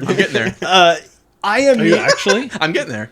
He's at chapter 14. Don't look at me like that. Oh, okay. He's actually playing it. He Yeah. is. Play the game, man. I'm actually very much enjoyed what I've played so far. He's been talking with I've me been as he's been texting going him. to. Yeah. I'm not texting you because you're antagonist. I mean, I only told him 25 years ago to play Final Fantasy VII, but whatever. I'm glad you got I it. still think you should play That's the an HD. original. Still think you should play the original. Absolutely. It just opens up on the Edge of Creation, which is a big, massive thing. And my lord, my brain melted immediately upon seeing this. I mean, you have an opening shot going from like just showing, yes, this is Final Fantasy VII Remake. Next thing, they're talking about reunion, and Sephiroth's just at the top of like the mountain of like black robed people holding a not lifeless but almost like a comatose cloud in his hand. I'm like, oh no, we're here. We are here. The weapons and all that, showing off everything, immediately going into the high wind. I was screaming, I was hollering, I could not contain my excitement. He was hooting. Dude, I was like, this is beautiful. Yeah. Oh my god. Oh my god. Yeah. There was moments in the trailer where it's like I started to wonder if this actually was happening. I was like questioning myself. Am I having an out of body experience? Exactly. Like, well, We're just watching High Guard 2 and Gary's envisioning this perfect yeah. world. We're all like, what's happening to Gary right now? I'm just in the corner like saying, isn't this amazing? Look at what Tifa's wearing. The new fit system was the first thing. I was like, wait, is this actually it? Is this like what are we looking at? Black Mage? What? Like what, the Warriors? What? I'm losing my mind. Absolutely. And to have it then end like in the fashion that it did, it has the whole thing. The thing that I just read is like all the narration that they had. Which is a callback to the 2015 reveal trailer of Final Fantasy VII Remake when it first got shown off. Wow. They used the same sort of dialogue sort of things. At the end of that trailer, they mentioned the promise has been made. So when they say the promise has been fulfilled, the journey ends here, I was losing my mind at that because I knew what it was referencing. Yeah. And it's like this journey that we've been on for 10 plus years now, just from like, is this game even going to happen? Did they cancel it? What's going on? To having it released in 2020, to then getting Rebirth, to now being here at Revelation. Yeah. I I can't describe it in words. It's been a chapter in life. And then the thing that, like, dude, I get emotional at this when I see at the end of the reveal trailer, you have Cloud sitting there and he's looking up and he's like, I wouldn't have made it this far without any of you guys. Right. Like, I won't let you down. Yeah. I promise. That's not just Cloud saying that to his friends. That's the developers saying it to us. And it can make me tear up again, man. Dude, I'm losing it. I mean, it's a long journey, like you said. I mean, yeah, that's incredible that they've stuck with it. And then now we're like at the climax. The zenith, man. Yeah. This is the final chapter, and it's... Oh boy, I could talk for a long time about this game. There's been so many interviews. It sounds like an amazing... Like, Rebirth's a big zone game. Revelation is setting up to be like the first actual like major Final Fantasy open world that they've attempted with an airship, which they haven't done in a long time. I mean, 15 had a flying car, but it's not the same. It was in one area and whatever. This is a fully functional airship. You just get to Fortnite jump out of it to go to wherever you're going to do. So cool. You're fighting giant kaiju. Like, this is the part of Final Fantasy VII most, like, the diehard fans are like, dude, this is where you need to get to. This is the amazing portion of the game. Yeah. All the cool stuff that people remember are, like, here. Yeah. And also, they showed a reveal trailer. They bring out Matt Mercer onto the stage to then, like, bring you through an entire gameplay showcase of all the characters and stuff like that. Then they show the attack on Junon. The whole thing was like 15 minutes. Mm-hmm. I'm like, is this gonna end? Yeah. Is it like coming out soon? Like, is it the end of the year? Like, what's going on? Yeah. Oh man. So, what'd you guys think about it? I mean, first, it was fun for me just to experience Gary's hype. I mean, of course, I'm going to be hype. I've been on this train since I played 7 originally back in 2000. How old am I? God, 2001, 2002. Man. So, Final Fantasy VII is the game that I've said it before, I'm sure, on the podcast. I've always thought this. It's the game that changed the trajectory of how I experienced video games going forward. Because I'd played RPGs before that, but nothing like Final Fantasy VII. And yeah, I love Earthbound and Mario RPG and Pokemon, but the second you step out of Midgard and you walk into the open world, I never experienced anything like that. The depth of story in that game, the music, everything was just mind-blowing. The villainous, Sephiroth was just... I said villainous, but the villains. I meant the villains in general. Like, Sephiroth just held, like... captured my attention as a villain. Like, I think I'm at that age where I didn't realize things could be so dynamic yet. And this game was like... This was also my gateway into anime, too. Like, I didn't watch anime before this, but I think because so many people that getting onto forums and stuff or talking to kids at school about it, so many people that played this game and really liked it were also into anime. Then I experienced Cowboy Bebop for the first time, and that whole... I mean, I guess I'd watched Dragon Ball before that, but the point being, like, the deeper stuff I started to get into. But Final Fantasy changed, like, how I played. The amount of RPGs I played afterwards, is endless. I started experiencing games as more than just something to do when I'm bored. It became a hobby. It became a passion. And Final Fantasy VII changed that for me. And Remake... I stood up to pushed beyond anything I could have ever imagined. Rebirth continued, and everything I see in Revelation gives me goosebumps every time I talk about it or think about that trailer. And it was nice to experience it with somebody else who's just as excited. Kel was there; he was just excited. James was there; he was there. He was there.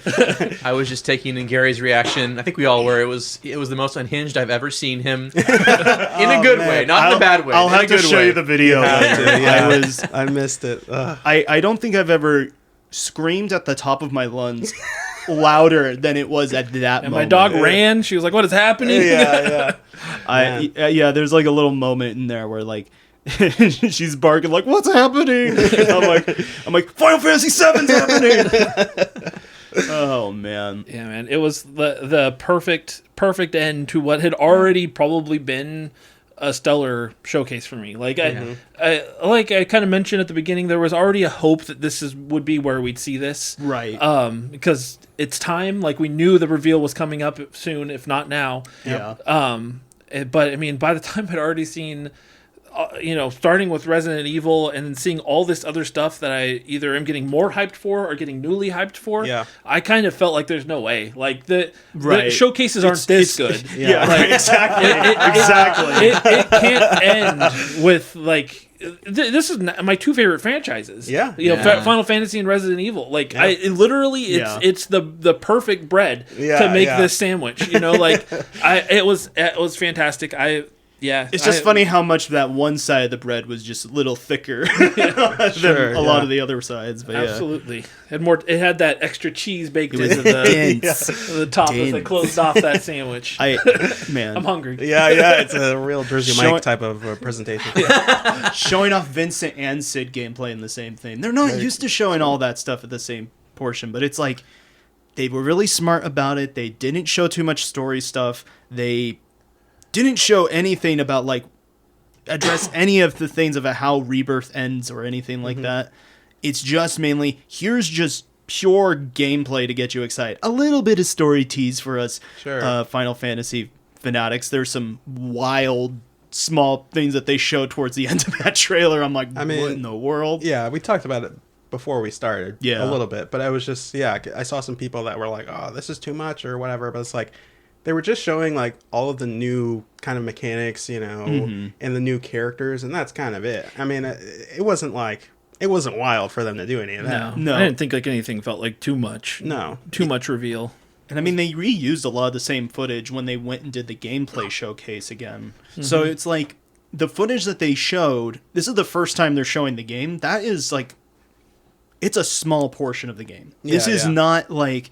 The weapons are definitely going to probably be like the main focal points of why you're going to travel to certain places and fight these major like bosses and stuff, because the game's going to be a lot less, just from what the interviews have been saying, there's going to be a lot more player choice, how you interact, where you go first, a lot of those different things. I think some people who are kind of a little more familiar with like a Breath of the Wild sort of situation where it's like, I want to go tackle this area first. I want to go tackle that area first. This is the part of the game where you can do that in the OG. Like you're just going around and you're finding stuff. This makes a lot of sense, but they're going to, of course it's going to be very story focused. So there's going to be some areas you can't go to, but man, what they are selling, if you really want to get like hyped in on some of these, like, what they're going to do, I would really recommend looking at any of the interviews.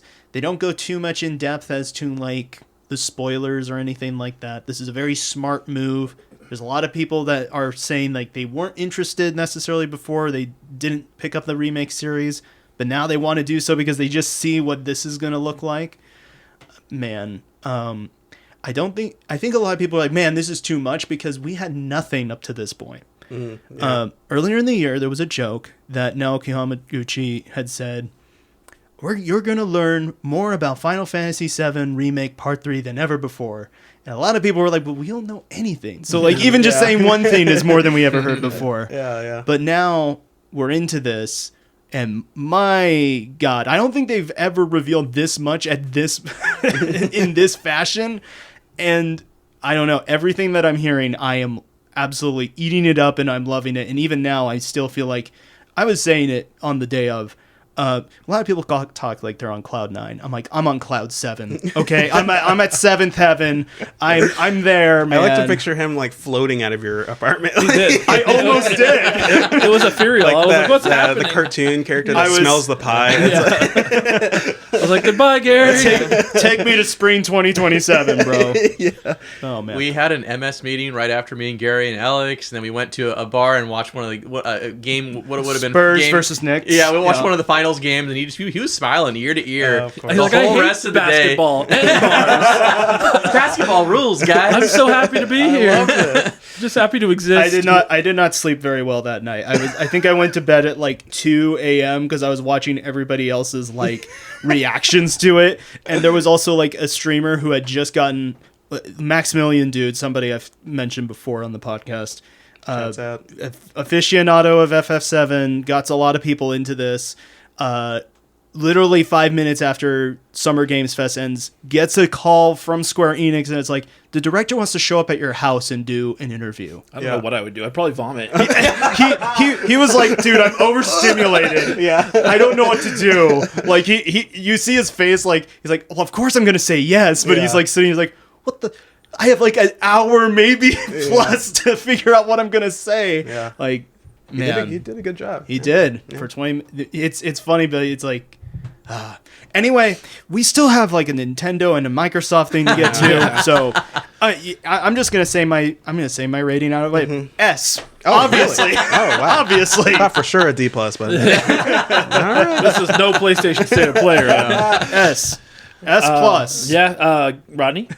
I'm gonna say an S. Yeah, and I'm gonna have to agree with you on the PlayStation thing of like, these are all games we knew about. A lot of the stuff I didn't know about, that showed up for the Summer Games Fest. And so it was cool to see not just the stuff we did know, but a lot of like new IPs and new games, to show up. So I was excited. Yeah. I'm Jimmy. I'm confused by our letter grade system, because if S is S, does that make A be kind of B-ish now? Like, I don't know. Anyways, I would give this presentation like an A- in that regard. For me, there isn't like a specific game or like a series favorite of mine that was represented in this, but like I think it's hard to like watch this Summer Game Fest from beginning to end and not be like, wow, there's a lot of options here. Yeah. They kind of hit every demographic. All the games that I am interested in or want to play on this wonderfully are going to, if they aren't already planned for Switch 2, they're probably going to get on Switch 2 at some point. This guy. Which for me makes it much more appealing.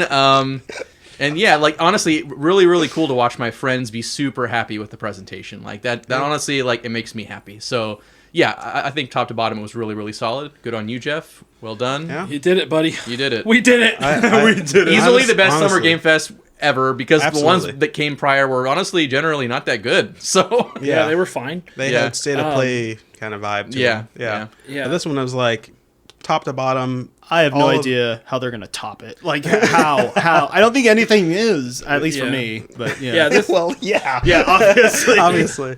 it was definitely an S for me. I mean, Yeah. you start with Resident Evil, you end with Final Fantasy. I don't know a showcase could get much better than that. Yeah. But then in between, all of the other things that I was very excited for, 2 Star Wars games that look amazing, Dude. Attack on Titan 3, a new freaking Cuphead, Alien Isolation, like Gundam. so much looked good. Yeah. Gundam, Stranger Than Heaven. Yeah. Like, and that's just stuff that strictly appealed to me. But then, like James said too, being able to know that there's so much announced here today, on this day, that my friends are going to be excited for. Yeah. You know, the Yeah. Monster Hunter Wilds DLC, Yeah. Street Fighter 6 DLC, Yeah. Virtual Fighter Crossroads. Like, it was... yeah. It doesn't get, like, I don't know. Like Gary said, not even from a personal viewpoint, I don't know, though, like, changing the games into other franchises, when are we going to get something else like this? You know, Yeah. It's going to be a while, and I'm afraid. Yeah. But that's okay, because at least we got it. Yeah.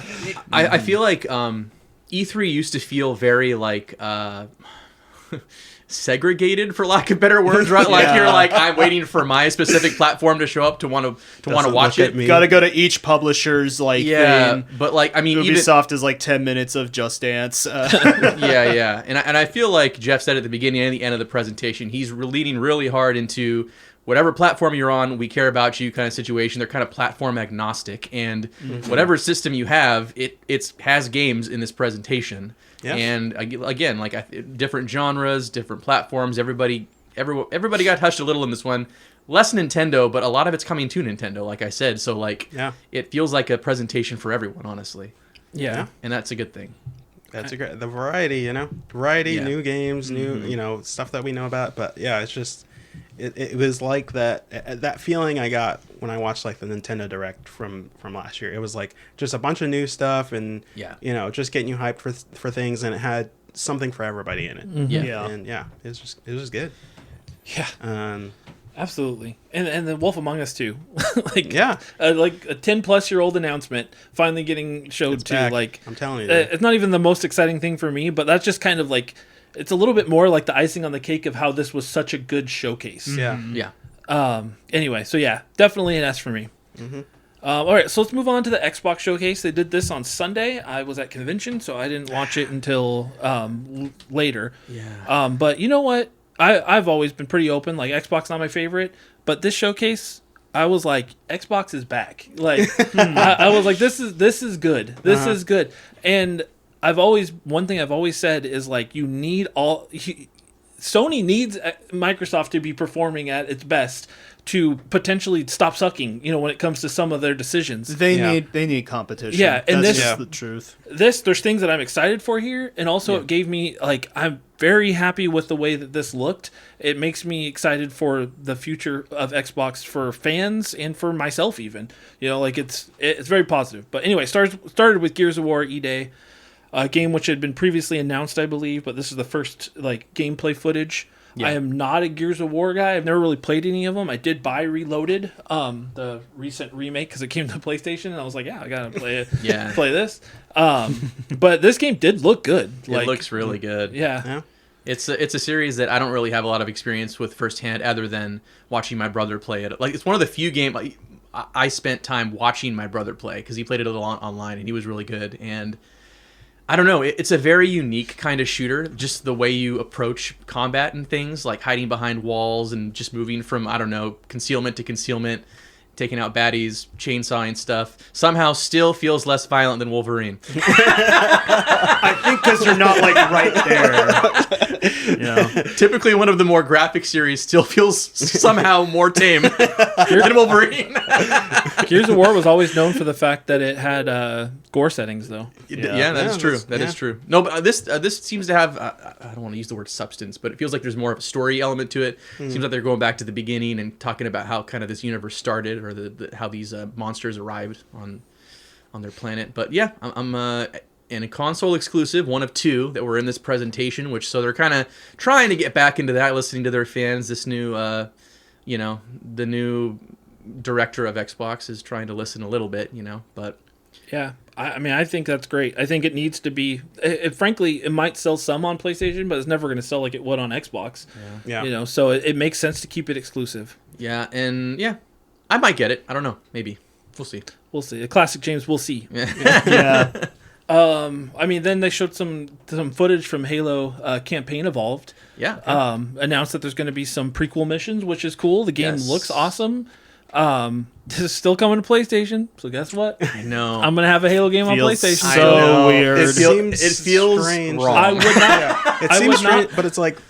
it's one of their biggest franchises, and then so is Gears, but they'll keep Gears on. Not Halo. I read into this, and it's almost specifically because this had been announced as coming to PlayStation. Gears of War had been rumored to be coming to PlayStation, never announced. So. But I've also read that it was a very recent decision since her taking over, where there's basically a PlayStation build of Gears of War E-Day, like at the same point that the Xbox One was, and they stopped it because it's smart. They need to keep exclusives. Yeah. My guess is this is the only Halo we ever have on PlayStation until you think? Probably. You honestly think that? I would not be surprised unless things go down a direction where they do go multi-platform for real at some point. Yeah. I don't think they continue. I think if she could have, she would have. And I think that would have been a good decision. I just think I think because of deals or whatever else they had, I don't think it was already too long in the tooth. I don't think they could. I feel like Xbox's existence is so in flux. It's like so fluid, literally from week to week. Yeah. We're back. We're dead. We're back. We're dead. We're dead. We're alive. We're alive. We're dead. We're dead. Yeah. It's just like it's so hard to make a guarantee or feel certain about anything. Like I'd like to think that Halo is going to stay on Xbox only and PC. Not that I don't want the PlayStation people to enjoy it. It just feels weird. It's like giving Mario to PlayStation. It feels wrong. Like I said, I'm going to buy it. I want to get a platinum trophy on Halo on my PlayStation. Absolutely, I would too. I'm 100% in the camp that this should have stayed exclusive in the first place. It should have never come cross-platform. This should have continued to be their flagship. So that's why I do think that, frankly, if people play this on PlayStation that have never played Halo before and they fall in love, it ends up being a really good remake of this game. Doesn't that sell more Xboxes when Halo 2 remake comes out? True. Yeah, that's true. I would think so. Or for them to go play it on the Master Chief Collection or however else they want to play it. I honestly, at this point, it's a smart business move to kind of potentially true. get people who've never played it before. least To come to Xbox eventually. to You're like, Xbox. I Yeah, played Halo on my PlayStation. That was actually really cool. I'm a Yeah, big, yeah. like, honestly, like, I don't know her personally by any means, but I'm a big fan of what she's doing right now. Yeah, I'm like, yeah. she's fun to smart. say. Like this, she knows what she's trying. She knows she needs to get Xbox back to what it was, and they got rid of the whole stupid everything's an Xbox campaign. Yep. Like, thank God that was the dumbest thing ever. Like, Everything is an Xbox. I don't know if you know this, Chris, but everything's in Xbox. oh my God, This Coke I'm drinking is an Xbox. can I play Skyrim Candle on is it? an Xbox. I will say though, yeah, like as a Sony, fan, PlayStation guy, I had never played any of the Halo games. I mean, I think I talked about this when Yeah, I you got played Game Reach. Pass. I played Reach, and I was like, "Whoa, this is actually really good." Yeah. So, Yeah. So I think having at least just that first game, I think it will probably help get some of those PlayStation people over to, hey, you know what? Let me just get Game Pass, or get the Series S. What's the cheapest one? I don't know. Yeah, Series and S, I then think. play the Master Chief Collection or whatever. You never know, because I mean it worked for me. So Yeah. The only other platform I'm okay with Halo still going to is like PC, just Yeah. because it's It was always kind of there anyway. Yeah, Yeah, I it mean, like was. from the very first one. But yeah, I'm with James. It just I seeing the PlayStation logo on a No. Halo No, thing, it's wrong, man. It feels Just, wrong. like looking at the the game box, right? Like Right. Yeah. Halo, and then there's the blue outside of the PlayStation Yeah. game box. I'm just like, oh no, Dude, it's like what are we doing? And What on does the the world eighth come day, to? God created Halo in a PlayStation case. Oh man, It's- it'll be interesting to see if the next Halo. Please be a multiplayer one. yeah, it goes to everything. It's weird that it's only just the main scenario and that's it. I think this but- is good because most of these like posers out there only ever played multiplayer Halo, and Halo has a fantastic story. Yeah, that's one of its main that needs to things. be experienced. Like Halo Yeah. 1 and 2 and 3, and then Reach and ODST as well. Dude. I think it falls off at 4. I never played past 3, but I mean, fantastic. Some of the best gameplay, some of the best stories, some of the best music, environment in a first-person shooter. There's a reason it's so highly revered, and it's not just because of the multiplayer. I also think they don't want to versus multiplayer. They don't want to take the population away from Halo Infinite because that's still making them money. Yeah, makes sense. I don't. Oh, I think. yeah. I think the whole thing is they still want that to be the big multiplayer push because they're still making content for that game. Yeah. So that this is just their way of also getting another Halo game out while also not completely getting rid of their previous content, their previous income flow essentially. Cannibalizing their actual multiplayer that's ongoing right now. Yeah, that's Gotcha. that's the danger of it because that's what Call of Duty does every single time. A brand new one comes and then the last one goes. Whoop, there's no more. I heard about people. that. They the skins that you buy, and then when they do a new season, it all goes away. Yeah. 'cause it's a completely different. Can't even carry it over. know? You So can't weird. carry it over. That's it's weak, man. well, then what's the That's point? weak. Anyways, That's weak. It's bizarre. So it's just I think they're trying to avoid that, but I think eventually, a few more years down the road, they're eventually going to get another Halo game that is then becomes their multiplayer focus once more. Sure. So that might be a few. Honestly, if they're going to do it, Halo 2 would be the remake to do it in because that's the one where it was legendary as far as absolutely multiplayer went. So that or 3. It's either one. But Let's see, after Halo, they did show off Fable, some gameplay of it. Looks pretty good to I'm me. I don't intrigued, know. I never played any of the Fables. Haley Atwell is the villain. I know. Hey, let's go. Okay, sure. Peggy Carter. Agent Carter. Yeah. All right. Okay. No, honestly, I'm intrigued by it. Same as you, Chris. I've never played any of the Fable games, but they've always appealed to me, though I never played them. And this did nothing to diminish that any. I've always liked the idea of the kind of choose your own adventureness of Fable games. That's kind of cool. If I'm not mistaken, I did read, this was before this, so I don't know if it changed, but it sounds like one of the things Halo had always been known for was in your, whatever the system's called, but the good and evil system, depending on which path Halo you went. or Fable? I meant Fable. Sorry. Yeah, Depending on which path you Yeah. picked, your like a morality system. your appearance would change. So as you went more dark, you became a little bit more demonic, for lack of better words, in your appearance. And as you got light, you know, a little more bright, not angelic, but you know, your appearance became more noble almost. It's kind of like a KOTOR situation a little bit. Yeah, just with even more visual to depict it. Yeah. It sounds like they situation, dropped that though, and that's kind of too bad because I always felt like a big. When I think of Fable, I think of that a little bit, Yeah. but otherwise, like, I've never played them, but the story looks good, the gameplay looks good. The If aesthetic it still has that morality system, even if it doesn't look the same, I think that's still a good thing. I think their focus just. I'm going to be honest. I didn't watch the Xbox showcase, but I just based off of when they first showed it. I think instead of having it so much be on your character and potentially being like seen as a punishment for that, it's more of like the consequences of your actions are more poignant in like the NPCs and how you interact with the world.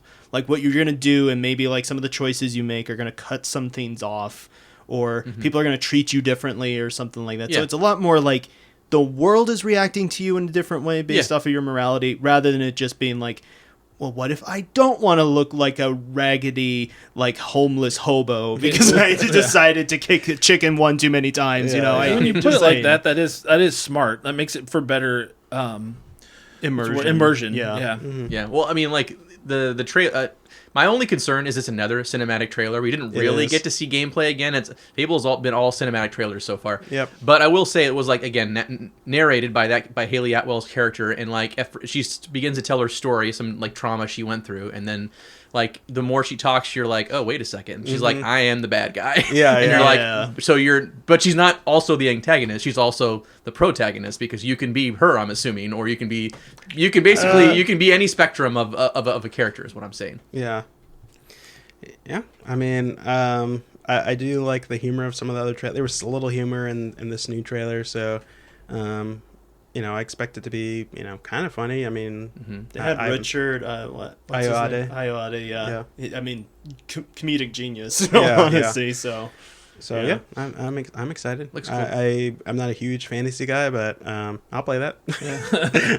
Well, you heard Haley Atwell in your end, apparently. I was like, wait a minute. Hold on. I like fantasy. all Rodney needed. She was great in Mission Impossible, by the way. She was indeed. She was indeed. Which one was she in? Unbelievable. The door's over there. That's crazy. I'm still waiting for your answer. We watched them all together. I know. Was it Rogue Nation? Is that the one she's No. Fallout? She came in the last two. Right after Fallout was the one with Henry Cavill. Final Reckoning. Final dude. Reckoning. Oh yes, I haven't seen Wait, those. wasn't Dead Reckoning? It was her introduction Yes. in the series. Then Final Reckoning was her. We're gonna have to watch that together. I do need yeah. to watch those. I actually really like the Mission Impossible movies. They're also so good. good. Oh my god. We're gonna start this whole marathon all over again. We have to. We'll skip two, but yeah. No. You have to watch 2 if you want to watch Advent Children. No, that's what I that's, told you. Yeah, we shook on it. Anyway, Well, they announced a new Spyro. Yes! That was cool. New Spyro. Yeah, I'm glad to see Toys for Bob got the okay to make a new Spyro. They wanted it. I'm so happy. Yep. Spyro 4 finally. I'm happy. Man. A return to form, and if Crash 4 is any indication, it'll be good. It'll follow the nice old format of Spyro, just like they did with the trilogy reignited, and it'll be good. They brought Tom Kenny back as the voice actor for Let's go. Spyro. SpongeBob Really? is back. Wow. So this is all. I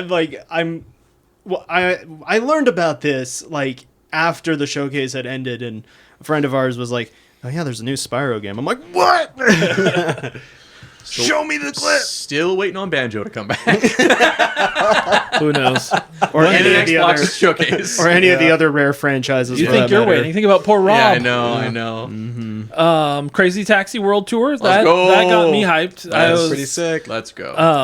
Yeah. Unfortunately, that was spoiled. That's before I realized I'd missed the showcase. That's the first thing I saw on my feed when I was like, "What the heck? When did that happen?" I was like, "That was today." And I went back and watched it. But I love me some Crazy Taxi. They started off with with the Offspring, like just as it should have been. Yeah. It was absolutely perfection. I believe they actually recorded original music for the game. No way. So Let's go. So that's one of the things they're doing. Crazy Taxi and the Offspring, literally, they go hand in hand. Like you can't not have at least a couple. That song being one of them, but at least a couple Offspring songs to really make it part of the Crazy Taxi experience. Yep. They didn't show too much, but it looks like much more open world. It's called World Tour. Isn't that what the new Mario Kart was called? So I went to the game's website. It says, embark on a globe-trotting adventure to recover Axel's stolen car from a mysterious group of international car thieves in a compelling story-driven campaign. We didn't have that in Crazy Taxi originally. And then they explore 5 unique cities around the world. Globe-trotting adventure. What cities? Tokyo. San Fran's back too. San Fran, Tokyo. So what are the other 3? New York makes sense, I think. New York City, even though it's not international. I don't know. They did Vegas in Crazy Taxi 3. Maybe they'll go back to Vegas. But I don't know. I think like San Francisco, Tokyo makes sense. Maybe Paris. Paris could do some like cruising USA sort of stuff. Yeah, London maybe. Yeah. I'm excited. We obviously knew that this was coming. Sega had announced this was one of their revival games years ago, but it's been a while, so it's nice to see it's actually happening. And Crazy Taxi is a comfort game for me. I just like doing runs on Crazy Taxi, and a new one with some more depth potentially, maybe some multiplayer options. I'm game. Crazy environmental reactions to stuff with the the Crazy Taxi. Yep. Then they showed off gameplay for Persona 4 Revival, which was super cool to see. Yeah. And I think the mic drop moment there was the Persona 6 reveal. Crazy. I thought that was cool that it was here. Obviously, Persona 6 was a given. Like, everybody knew it was going to happen, but now it's official. That was just what we were waiting for, so that's a pretty big moment. Yeah, it means that they're actually working on it and not like any other spin-offs or anything like that. So I'm excited. Loved Persona 5. Absolutely. And Persona 4 Revival. I need to get I played through a little bit of the PlayStation 2 game, so it's great. Looking at seeing how they update all this stuff and whatnot. It looks good. Atlas are just out here swinging. Obviously there's other announcements. Anything else you guys want to focus on?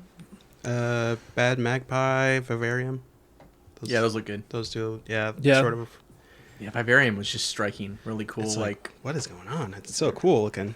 Yeah. But yeah, those I thought looked pretty good. I mean, Clockwork Revolution was the other Xbox console exclusive. Yeah. I was driving while watching part of this, and I don't really remember it, so it must have been part of that time. Maybe I was doing good and focusing on the road. Yeah. But I don't know exactly what the gameplay loop is going to be, but I mean, it looks like kind of like a first person, apparently an action RPG and steampunk setting. Yeah. And there's apparently like time manipulation, like you go in the past and you manipulate like what the game looks like in the future. It's kind of like a time-based Dishonored or something like that, or. Yeah, seems like. Okay. Interesting. Yeah. I'm not sold quite yet, but I am very interested. They keep showing it, and I'm like, it seems like you're either into steampunk, like this, like the aesthetic of that, or you're not. Yeah. I don't know. So I mean, we'll see. Yeah, we'll see. I guess. Yeah. Anything else you guys want to focus on Xbox? That green 25th anniversary Xbox. Dude. That's worth bringing Translucent. up. I'm not saying I'm going to get it, but I did sign up for the newsletter. Yeah, just in case. Why would you not? Yeah, I was like, I got to keep my options open. If for no other reason than to make it harder for the scalpers that are definitely going to be scalping that thing. Yeah, man. Every time I see that Halo green original Xbox, I always think that is such a nice looking system. It's very early 2000s vibe. Everything used to be translucent. Yeah. And I saw this and I was like, why wasn't I invited? X-Button Gaming. I should have been at this showcase. I have X in my name. I wanted to have that fan badge so I could just get one. Yeah. I can't even imagine. Yeah. I still can't believe that Asha Sharma did like an Oprah moment where it's like, if you have fan on your badge, you're getting one. Like, what? Really cool. that's crazy. Yeah. That was nuts. Very hype. PlayStation could never. And luckily they're selling the controller separately. They can't because they don't have different colored PS5s. But they also wouldn't give away a $900 console. I'm just saying. Why would I give it away when somebody will buy it? Exactly. Yeah, super slick looking console. Yeah. Anything else? I'm not trying to shut us up here. No. I'm just like, I don't have anything else. I'm just trying to keep the conversation. This is my state of play for me. I was like, there's some cool stuff, but I was, hands off. Well, so then rankings. Let's start with me. I gave it a B. Because I don't know, there was even not being like the hugest Xbox guy, like it had a very strong like Xbox hype to it, and like I vibe with that. Like I'm like, to me that's like the Xbox guys are eating good. Frankly, Gears of War E-Day looks good. Halo Campaign Evolved looks good. We got a new Spyro. We got a new Crazy Taxi officially. Persona 6. I mean, It's insane. yeah, it was a good showcase. Yeah. Like, Yeah. as far if we're comparing apples to apples, it blew Sony's out of the water. So Yeah. it felt like of course they're earning back goodwill, but it felt like it was for the fans, and I respect that. So James, I basically completely agree with everything you just said. It wasn't the best presentation of all time, but I mean, when in the current timeline, when Xbox does something good, like that's amazing. And so, good decision making. They featured some of their own games. They're pivoting back into having an exclusive or two, which is good for some of the fans that care about that. They're revisiting their roots with the new console and the hardware stuff. I would say if I gave PlayStation a C, I'd give this like a B+. I would say, because there wasn't anything that completely blew me away, and like you said, nothing that we hadn't already heard about before necessarily, other than maybe the P6 and some other things. But I thought it was pretty solid. If a little uninspiring, but so I think they did build some goodwill, and then sadly, just a couple days later, they talked about how they have to lay off a bunch of people all over again. So back to the typical usual. Xbox: 1 step forward, 2 steps back. Yeah. Though, like I think that's just an unfortunate side effect of what they've done over the last couple of years. I personally like that's never a good thing, but I respect that she's being upfront with it about it. I mean, that's obviously just smart business. So, like, it's what it is. Yeah. Well, but they did say, like, we spent this many $1 billion on stuff that made almost no money. So, like, when that happens, people lose jobs. So that's unfortunately what happens. Yep. Gary, rank. I'm going to put a non-applicable to me because I didn't actually watch the full showcase. Saying an F? That's wild. No, not applicable. Not applicable is...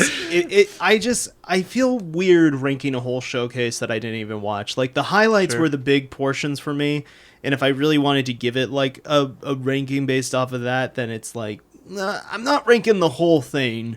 I just really like that my purple dragon boy is back. my inner childhood is happy it's and being satisfied. healed again. And the fact that it is coming to PlayStation, I'm like, yes! Thank you. Toys for Bob. The goats. Anyway, Rodney. I'm gonna say a B. I only because I gave the state of play also a B. But then you made a convincing argument about the state of play being worse. So maybe an A. It's just that You could also move your state of play ranking down if you feel like okay. it's too So high. I'll go state of play C, and Nice. then I'll do this for B because it's like says the Xbox fan. Nice. See how it's we're all just- being unbiased here. yeah. It's just Listen. they both kind of have that same deal of like doing a bunch of games that we kind of know about or like sequels to stuff. I mean, there's only Bad Magpie, Vivarium. I'm looking at the list here. What else is kind of like new? You know what I mean? Like new IP stuff. Yeah.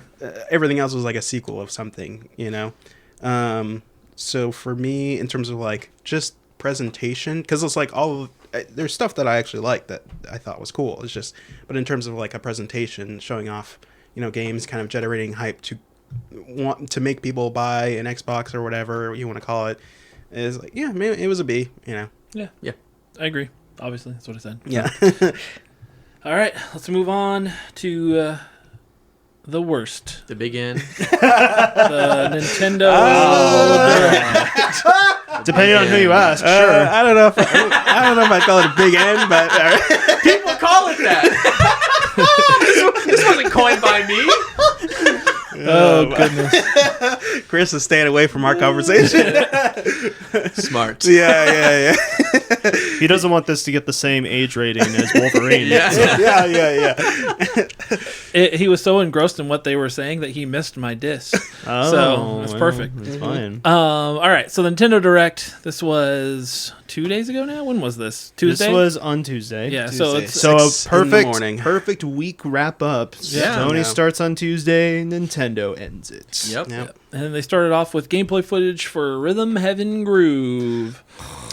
Can I talk about? Can I? Do you not talk- like Rhythm Heaven? No. It was Oh. just that, like, is this really the first game we want to show That's off what I for want to the get to. thing? Yeah, Can I get to that? Is yeah. that all right? Yes. I wish that they would, not just Nintendo, but like everything, they would switch around the orders of how, like, stuff that they would show. Yeah. Totally agree. Absolutely. Rhythm Heaven's a middle. Like metal, yeah. There was a ton of stuff that they could have put up front. I think instead of Rhythm Heaven, it could have just been in the middle. I have. Let's see. I would have done either Splatoon Raiders first, or the new Final Fantasy Resonance, because it's not like a new Final Fantasy. It's like a, what's it called? Spin-off. Not a Or spin-off, sub- but it's like they did the first story arc of Bra- Exvius. Yeah, the mobile game. it's a remake of Brave Exvius, and they are it's the Octopath devs doing that. Yeah, and it looks great. It So it's like does. that would be a It's a great big deal. start. Or I don't think they would start with something that isn't Nintendo, though. It is their well, show. yeah. So That is true. So then That is true. Splatoon. Yeah, that makes more and sense. Then, They could have even opened with Xenoblade first, honestly. Yeah, Xenoblade, absolutely. and then Rhythm Heaven, JRPG, Star Fox JRPG, Donkey Kong, Dusk Bloods, Playtest, which was, I'll get into that, and then do the montage of ports. Yes. They did a montage of a bunch of games, and then the bunch of games that were new. I'm like, why are you doing it this way? And then you watch the Japanese Direct, and then they had those games that were in the montage. They had like full trailers for it, and I was just like, what? Anyways, I don't know. That was weird. Yeah. So I would have just like condensed the ports, because there was a lot of them that they showed full trailers for, and I was like, I mean, people should know what. I mean, they're on other consoles. Like, people know what this is. I don't know. So that's how I kind of would have just like rearranged that to me, anyways. Can you feel it? You feel James revving up over there? I'm not revving up at all. I actually totally agree. The pacing with this direct was kind of weird, honestly, and like you said, yeah, like they could have sequenced it better for sure, because it felt really like top heavy in the back side of it. Like middle to back was really banger. Yeah, but yeah. like Direct has got back. But it's like, yeah, the Summer Games Fest did it the right way. They had stuff layered through the whole thing. And then, Nintendo, it was like all the stuff at the end. Well, not all the stuff, but you know what I mean? Like, there was It's just like some heavy hitter stuff towards the end. Do we really expect different from Nintendo? I love them, but they do things weird. They do, yeah. It was the same thing with State of Play Yeah. and Xbox to me. It was like, just like the way they had them revealed, it was just, I don't know. It was a weird vibe.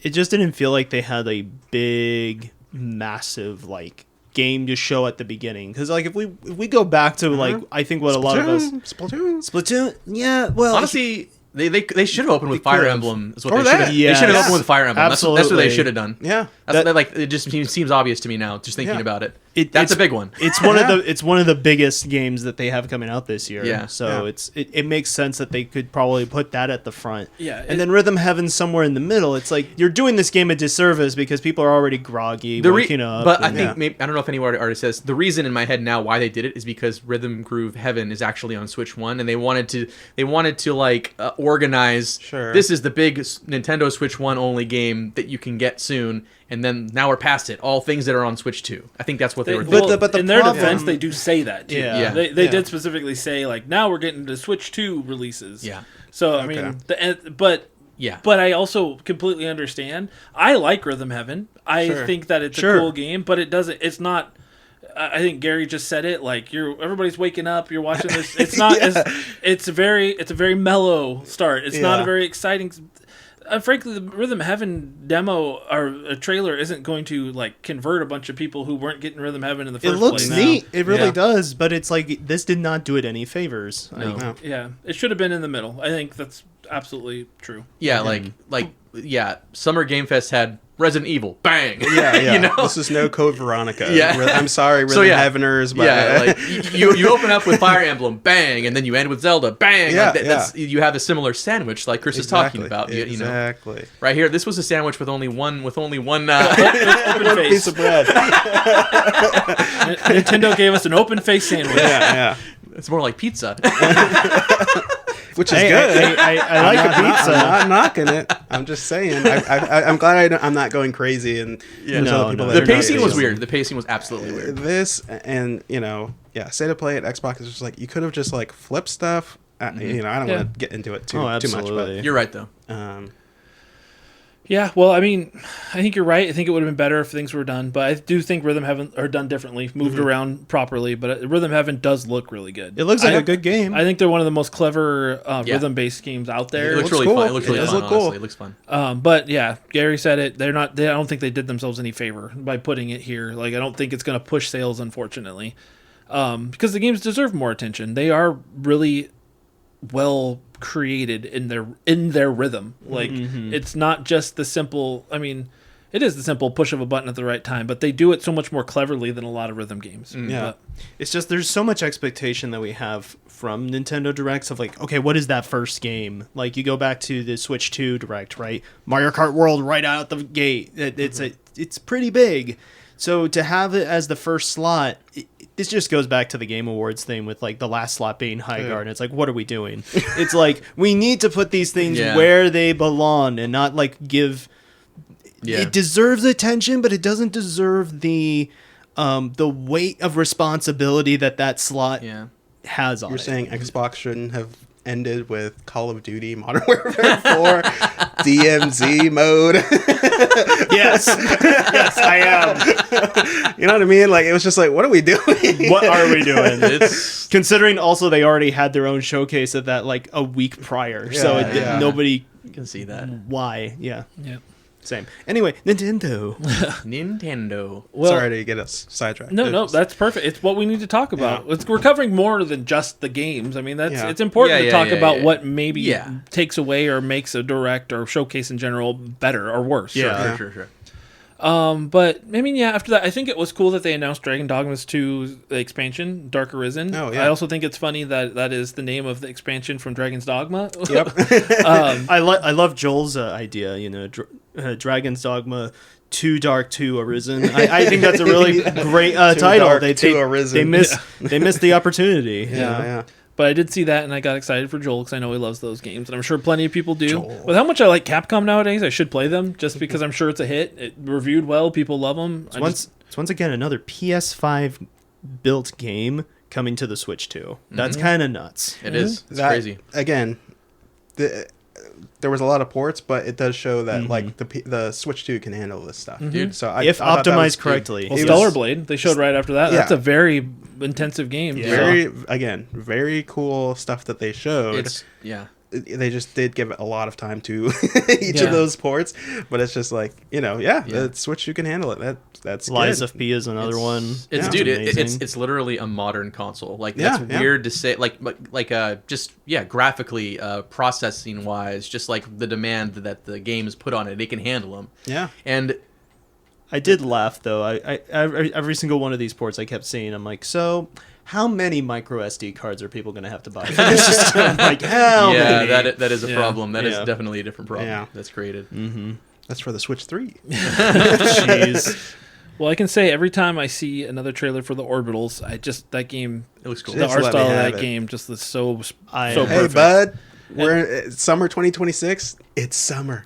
Give me the game. You can't just have the summer 2026 on the thing. Sure. There's so much vague dates in the Direct as well. It's like well, Walmart has the physical version of the game $10 off, and it's only a $50 game, so it's only $40 at Walmart. Orbitals? Shout out Walmart. And the game is on the key. It's not a key card. The game is on the cartridge. Awesome. So. I definitely want to pick it up. This game is.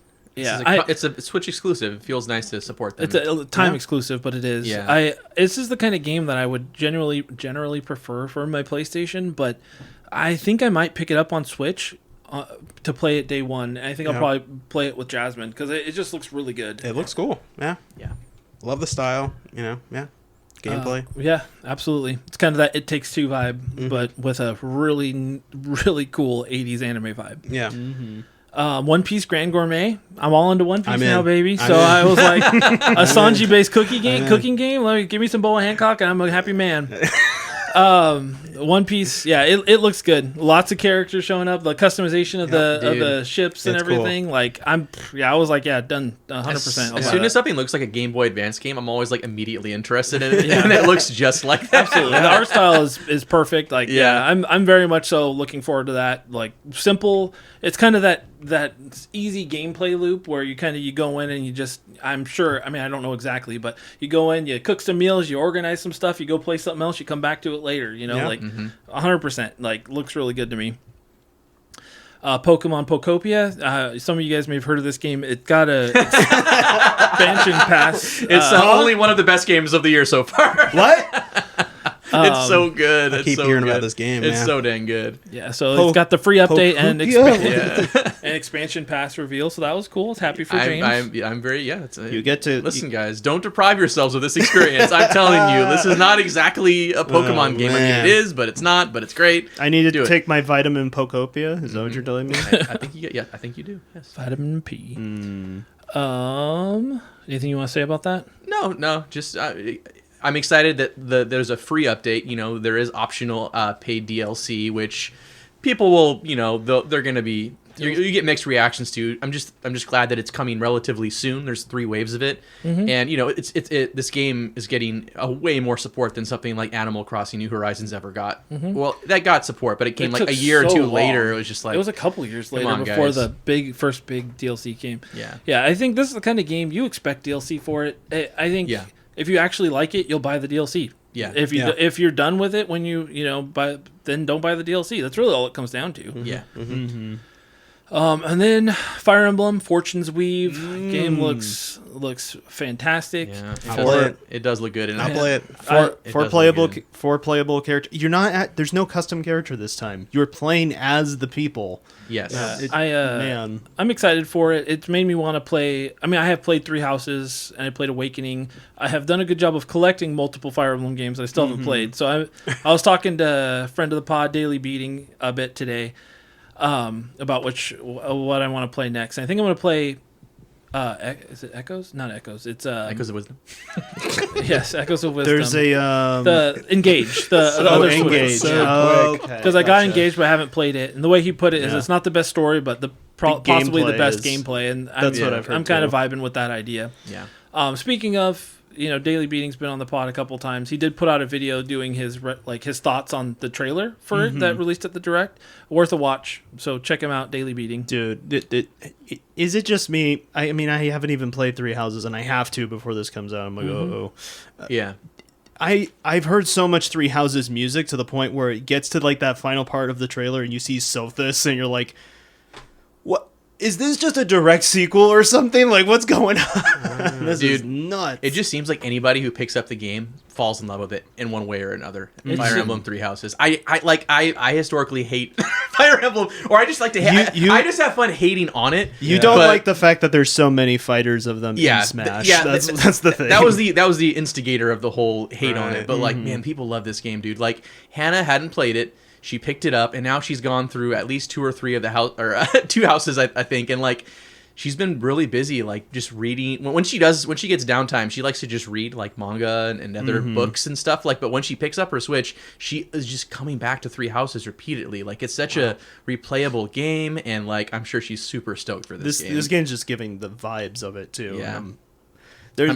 There's so much that they didn't show that I'm like, okay, I already put in a pre-order for it, even though the physical edition is. Why is it $80? Okay, whatever. I pre-ordered the special edition, so Yeah. I went all in. I do like the tournament setting where there's this big arena where all the conflict happens. You know, Giant tournament art. kind of cool. Yeah. I like that setting. There's also like this weird thing where it's like all the characters have like this sort of like, it's not like your typical like magic usage within Fire Emblem. It's almost like an evil almost magic sort of deal. I'm like, that's kind of, are we like playing as almost like the pseudo bad guys? Like, are we the baddies sort of deal? Like, what's that all about? color me intrigued is what I would say. I would bet that this game gets its own mini direct at some point, probably. I don't know. I mean, it's coming out in August. I don't think they're gonna. I would honestly, I wouldn't want them to do a full direct on the game necessarily. I would love to have them have like another trailer or something, but yeah, there's certain things about a game like that where it's like so story heavy, you don't want too much being shown off. Yeah, you just want to play it. Yeah. It'll do well. Yeah. Needless to say. And then this was the Donkey Kong segment where they showed another. I didn't even write it down, but they showed another Bonanza DLC, right? Like it wasn't DLC. just the Donkey Kong challenges thing that It I was was the- obsessed It with. was like Mario collab, and there's like four waves of it, and Yeah, but so that's great, whatever. But then they announced the Donkey Kong challenges, which of course Chris has Pratt- arrived. I was like this is cool. I like this. This is achievement-ish. Hold on. So trophies in Nintendo games. James will hate this next sentence, but I hadn't played my Switch 2 in probably 6 months. Like it's I'm not surprised. It's been sitting in the dock, but I was like, all It's right, because I there's no wanna- trophies on it. I want to play Literally. these challenges. Not literally. If I wanted to play something, I would. But these challenges, I was like, all right, like let me check it out. So I pull it out, and they're not up yet. It was like this was like 8, 9. I was thinking like it said same day, so I was thinking maybe a little bit after the direct. It was like 6 o'clock. They finally went live. But yeah, they're cool. They're for each challenge you do, it gives you a card that you put into an album. And I mean, hopefully that album is always visible, and hopefully you can show it off to people at some point, or else it's not really an achievement system. But I still will do it because it's cool. Yeah. But the challenges are cool because they start off as simple. They're basically beat the level challenges. So some of it starts off with just the first level of Donkey Kong Country. Very straightforward level. It's nothing too difficult. You just run through it at whatever speed. There's no like. No stipulations really. No, like beat DKC2 in within like 3 hours. Yeah, or some it's nothing crazy. like that. It just gives you levels. So, but what was cool about it, and what I think is a cool concept, is it's bringing people to at least a little taste of each of these games. Yeah, for sure. Because it did a couple levels from all 3 Donkey Kong countries. Yep. It did one level each from all 3 of the Donkey Kong lands on Game Boy. It did a level from Donkey Kong 94, which I'm a big fan of. It did a level from Wasn't there Was like that a it? Donkey Kong Junior Math one? Oh yeah, and it did one from Donkey Kong 3, and Donkey Kong Junior Math as well. Yeah. It did 2 from Donkey Kong. It's like create the OG. number 83. And Yeah. I was like, Wow. okay, so 9 times 9 plus 2. It was cool. I really enjoyed that. Like I said, each challenge gives you a card, and then once you're done, it pops up with a thing like you complete all the challenges. I posted that on Discord. Yeah. But then there's all the Bonanza ones. I don't have Bonanza, so I can't do them right now. So I'm gonna have to borrow it from somebody so I can go do those. Do I like that they're limited time? Nah. I mean, no. I think it's nice to have these options for forever, but it also forces me to do it quicker. So Sure. Yeah. I make sure I get it done. So I don't know. Long story short. Are they the craziest thing in the world? No, but I do think it's cool, and I love seeing little things like this. And it is limited. It sounds like it's only until September. Yeah. But I hope that they keep it going and do stuff like this with different franchises and different yeah.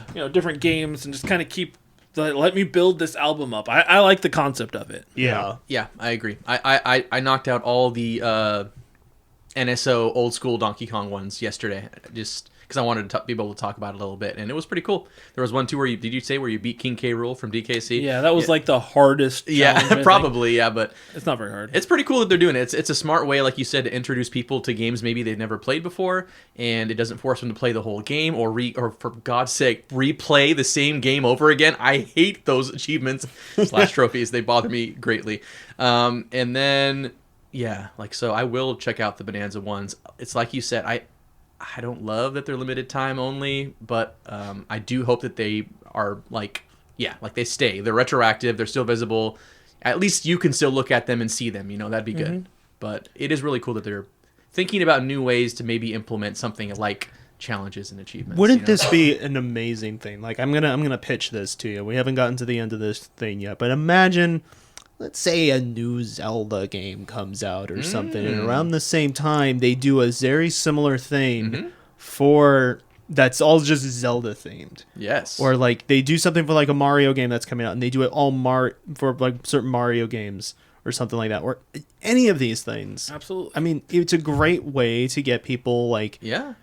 if they I don't know who hasn't played a Mario game, but like if you somehow are like, I didn't play like World or I didn't play like 64 or something, it's a great way to introduce people to it as a little challenge thing if they really want to do it. Absolutely. There's a ton of Mario games, Zelda games to play that many have never visited, and imagine an Earthbound one. That'd be pretty cool. Just saying. Just saying. Nintendo. It reminded me a little bit of like NES Remix kind of sort of, little bite-sized like, I don't know, parts of a game. Yeah, I do hope they get a little more creative in some of the challenges as they go on, because like NES Remix was really cool in its challenge. Like, it was, do this in this amount of time. It gave it a little more flavor. This was, all of these literally were just beat the level. And that's fine. Like, I enjoyed doing it, but I think eventually it would get kind of boring if they did do new franchises like Mario or Zelda, like you said, and they're like, just get from point A to point B.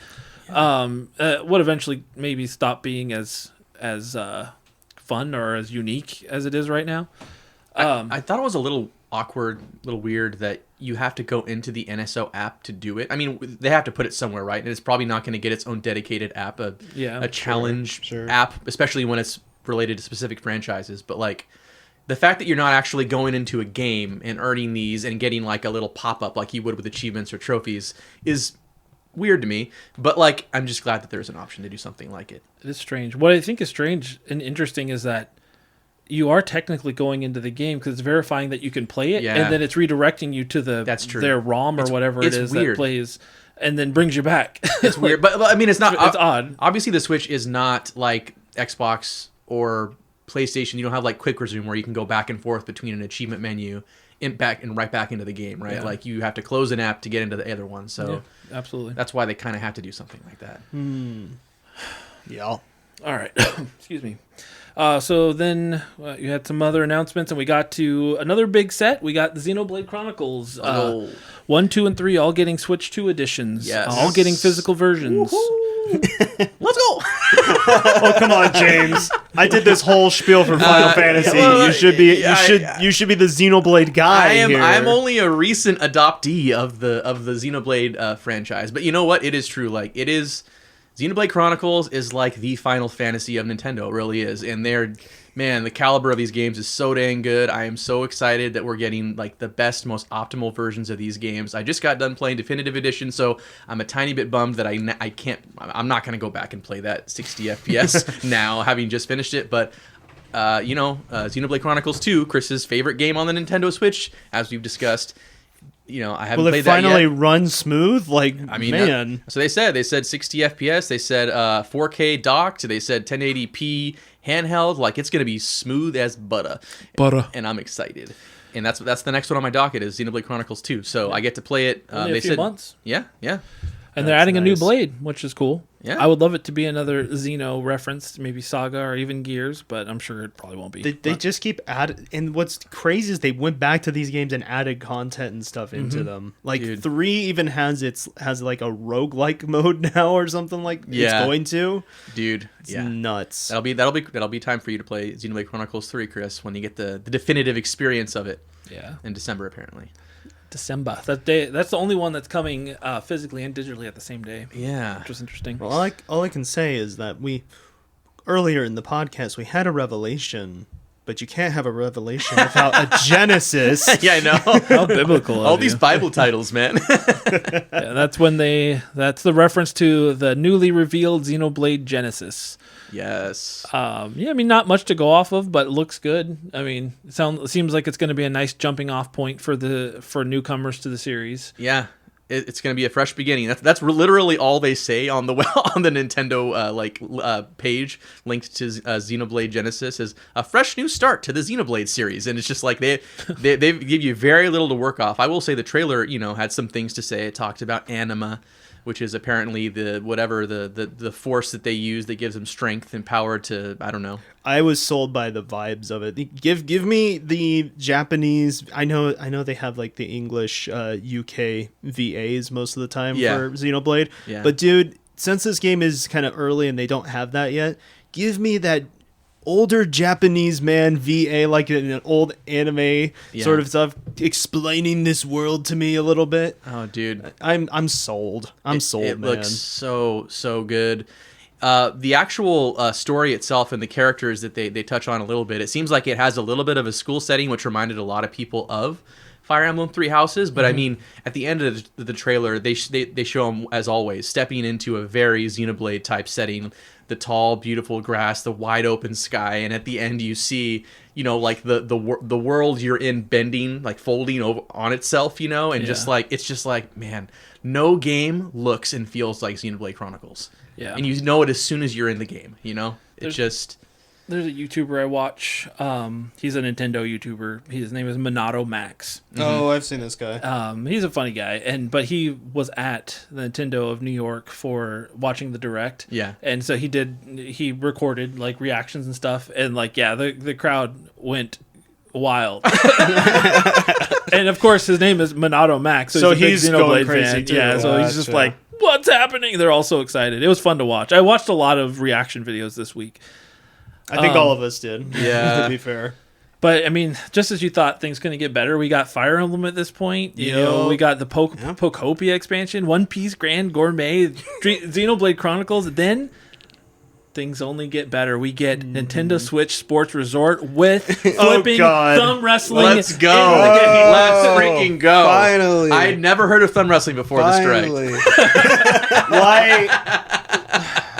This was the most amazing. So this was such a funny thing because I was like, okay, this seems like a really cool thing. We've got some representation for Wave Race a little bit with like the jet James is getting anytime. Closest you're gonna get. There's some skateboarding that we got. Woohoo Island again. Great. Koizumi, why are we having 10 minutes of you failing at thumb wrestling? The fact he lost, that made it for me. That made we only have an hour, bro. What are we doing? Him losing made it for me. I couldn't help but love how it felt so much like older Nintendo. Right? Yeah, there was a lot of whimsy to it and a lot of just like, I'm like, this is ridiculous, and I'm all right with it. As much as I was like, TikTok, we don't have much time left. It was one of those things like, this is goofy. What in the world is happening? And I think, man, it made for some really, really weird meme content on social media. Yeah. Like his facial expressions, and it just was like, it was so funny. He's like, reflected. Yeah. The framing. Like, dude, this guy's into it. I love it. And I understand kind of like, there wasn't really a lot of outrage or anger centered around this Direct because it was generally pretty good, but like, people were a little upset by it, and I think people don't understand how well these games sell on the Switch. Like, this is likely to sell significantly more than Xenoblade Genesis, which was announced right before it. What would have just sold it perfectly, though? Baseball. Japan loves baseball. So do Americans. And for some reason, they just refuse to put baseball in Wii Sports. I do not get it. Why? It was in the Wii one, like at the very first one. And then what happens later? The next trailer is Hello Kitty, and they have freaking baseball on that. I'm like, well, it's over there. What's the problem? It was crazy. Oh man! They're like, we're already watching the Dodgers win World Series after World Series after World Series. We're fine. We're bored. Yeah, right. We're bored of baseball. Nintendo could afford Shohei, I'm sure. Yeah, dude, Shohei and Wii Sports. I mean, come on. Can you imagine? Oh my gosh, that'd be crazy. Dude, Nintendo Switch Sports now featuring Shohei Ohtani. Oh my gosh. Nintendo, it's free. I'm giving that to you. It'll make billions. He'd be the next Ken Griffey Jr. It would make a ton of sense, actually. Yeah, I don't have much else to say on it. I just thought it was a funny trailer. I didn't buy Wii Sports Resort. I didn't buy Switch Sports, but I think it's cool. It's one of those things that maybe, given the right circumstances, I'd buy for some reason. Sure. It's just not something I play on my own. So it's fun to play at people's houses, though. Yeah. Then Final Fantasy Resonant. So that was cool. So bringing in the Brave Exvius, Exvius, right? Exvius, yeah. Yeah, bringing in that universe again. So I used to play that on mobile. Oh, really? Yeah, I played quite a bit. I put way too much money trying to get the when they released Squall. I was like, I'm gonna get Squall, and I paid like $100, and was like, this is where they get you. Yeah, I didn't get Squall. You learned the lesson after. You see, the reason why they call it gotcha is not because you got it, because they got you. I learned a hard lesson that day, and did not spend another $1 on that game. This is awesome. HD 2D Final Fantasy. It looks- I mean, it looks great. Come Beautiful. on. Yeah. It looks cool. HD 2D has become probably one of my favorite aesthetics in gaming. Yeah. Period. Yeah. Like And it's Octopath team- Traveler. I never played 2. I didn't care Yeah. for 1, but I love the art style of it. Looks good. But Triangle Strategy, big fan. You know, like I'm excited that they're doing this. It's the same team. It's Team Asano, and I think they've been doing this interesting thing where it's like, I have a funny feeling Square Enix is moving away from the gacha games in general Please. because it's like they have all of these like really good games, but they're stuck in this gacha whatever. It was like the old CEO's like kind of mandate. So it's like this isn't the first one where they've taken a mobile game and actually made it into an actual game, take the gacha out of it and just let it be a video game. Octopath Traveler 0, which released earlier this year with a lot of JRPG fans were like, this is so amazing. That was originally Octopath Traveler, I believe it was like Champions of some sort, which was also a mobile thing that got discontinued. They remade it. Hey, guess what? It made for a pretty good game when you took all the gacha Yeah, elements it's because they out. put the Brave Exvius. I remember really enjoying the story, Yeah. and being sick of the fact that once I ran out of energy or whatever it was, I can't had to play it wait anymore. for a So day to dumb. go back and play it, and so I never finished it. Yeah. because of that, it got old, and then Yeah. having to feel like I want to spend money for characters that I don't ever get from these stupid pools. It was too much, but the story was good. They put the effort into it. Yeah. It's just stuck behind stupid gimmicks that Yeah. should honestly be dead. It is a weird thing But they that work, so. this is technically the first Final Fantasy since 13 that has gone back to like a turn-based. But that's kind of cheating in a bit because that's kind of the gameplay that Brave Exvius did, and most people who are clamoring for that this isn't what they mean, but I'm like, hey, I'm still going to support it because Square, this is a really good idea. Please do this with your other gacha games that you closed. Like, come on.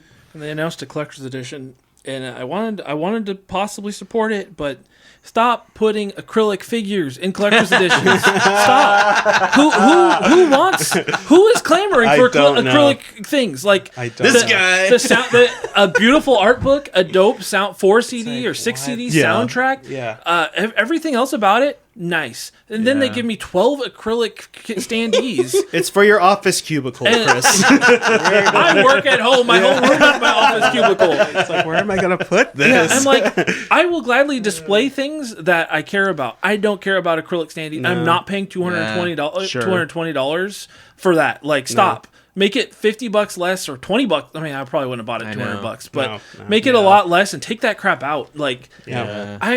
if somebody out there actually really likes these, I apologize for dogging on them, but I can't believe they exist. That they really like them. Yeah. That, maybe they're like, whatever, it's fine. It's just something based off this IP I like. Okay, that's whatever. But It's that's just- why I never bought the Star Ocean Second Story Collector's Edition, which I wanted to support because it's one of my favorite RPGs.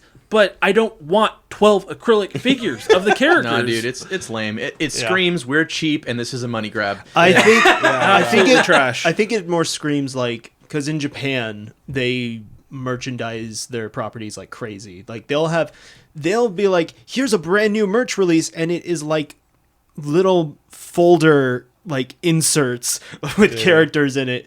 I think it's just a misread of like more general audience things because maybe it's more popular in other regions than some other ones, but I don't know. Yeah, well. not for me. Oh, we're one HD 2D game closer to Chrono Trigger, so that's good. I know, right? Right? Yeah. I want. You know it's gonna happen sooner or later. Yeah. I Chrono Trigger yeah. better not get anything but an HD 2D remaster. Oh my God. I don't want to see it get a full. I don't think it'll do well as anything but staying in pixelated. Absolutely. So, Get Team Asano to work on it. That'll be great. yeah. Break in case of emergency. Yeah, it's the Final Fantasy remake break in case of Yeah. emergency. It's right next to it. Didn't Square, you- Square was not done though. Not as it right. No, we'll get to that in a little bit. Did any of you guys play the Star Fox demo after it dropped? I have not, but I've heard only good things. I mean, I didn't feel like I needed to because I'm getting this game guaranteed. Yeah, exactly. Yeah. Day one by Yeah. That's kind of where it's at for me. Yeah. A part of me wants to play it after. I think Alex was talking about it on Discord. Yeah. But it's I'm coming like, out I in do- like 2 weeks. I know. So, I know, I yeah. just. I This is a really. lock. It's just a I'm lock. really excited Yeah. for this game. I love Star Fox 64. Yeah. Anyway, so then let's see. Then we got Dragon Quest World Monster, the Withered World. So that looks cool. We just on the last episode I talked a little bit about Dragon Quest Monsters because I bought Dark Prince. I haven't played it yet, but I used to love this series, so I'm glad that it's kind of making a comeback again, and seems like it's here to stay for now. I mean, Dark Prince only came out a couple years ago, so yeah, it's something that tied people over until 12 eventually comes out. Yep. Yeah. I thought it was cool that Metaphor ReFantazio is getting a Switch 2 version. I'm happy with that. Yes. And then we got this is bittersweet. We'll get to the good part in a second, but so then Kingdom Hearts was revealed to be getting a Switch 2 collection with all 3 games and all of the extra stuff. Game key card. And that's cool. I'm glad that it's maybe going to be a little more accessible, not a cloud version. Yeah, banish those to the Shadow Realm. Yeah, honestly. unfortunately, sure, and that they should. But here's the negative part: they are banishing them to the Shadow Realm. But you know what? The people that bought them, you know what they get? They don't get a free upgrade to this version. Just their save They get a discount though. They do get a nice discount. So they can no longer play the cloud versions that they paid for. That's kind of rough. And here's my shtick, real quick. Digital media sucks. Yeah. I understand it's convenient, and I do use it for convenience sometimes. I'm not dogging on the convenience aspect of it. I'm not dogging on people who don't want it cluttering up their shelves. But you cannot tell me that it's better than physical media when they can take it away like this and just say sorry. Absolutely. So It's just a license. That's all you're paying for. It's a license to play the game. Yeah, it is nice that they acknowledged that and threw them a little bit of a bone because they're like, it's just gone. sure, that's nice. So you're able to keep your save data in a I mean, yeah, it discount, sucks, but I mean, I don't think it's nice. I think that they needed. I don't know. I don't know what the right move here is from a company standpoint, but Give him the game. yeah, I think giving them the game seemed like the best thing. They're It's not just- going to but lose that's never money going to that way. happen. Here's an Xbox. No one's ever going to do that except Xbox because if they don't do it, they're dead anyway. Please take my players. Take this Xbox. We have too many in our warehouse. 1,000 people are being laid off, so you can have this free Xbox. Worth it. But the nice thing about this, the lead-in, was to what I thought was extremely surprising. Oh my goodness! You're telling me. I did not expect this in a Wow. million years, and that was that they revealed the first official gameplay and like more footage of Kingdom Hearts 4. Awesome. Yeah, that was pretty huge. And this is, I think, more than anything, this is what I've enjoyed watching like reaction videos of this week. Oh, is dude. like there's a lot of kids out there who are full-grown adults with kids now that are very happy, and it's making me happy. Like losing their minds. yeah, Dude. I had a lot of love for this series back in the beginning. I played 1 and 2, but I never really got around to playing 3 all the way through and all the Same. side stuff. It got a little too convoluted, I think, and I just struggled with wanting to get back into it.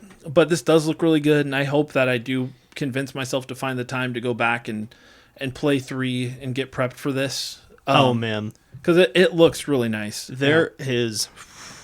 I gotta speak on this a little bit because I thought there was no chance we were gonna see this thing until maybe the Game Awards this year.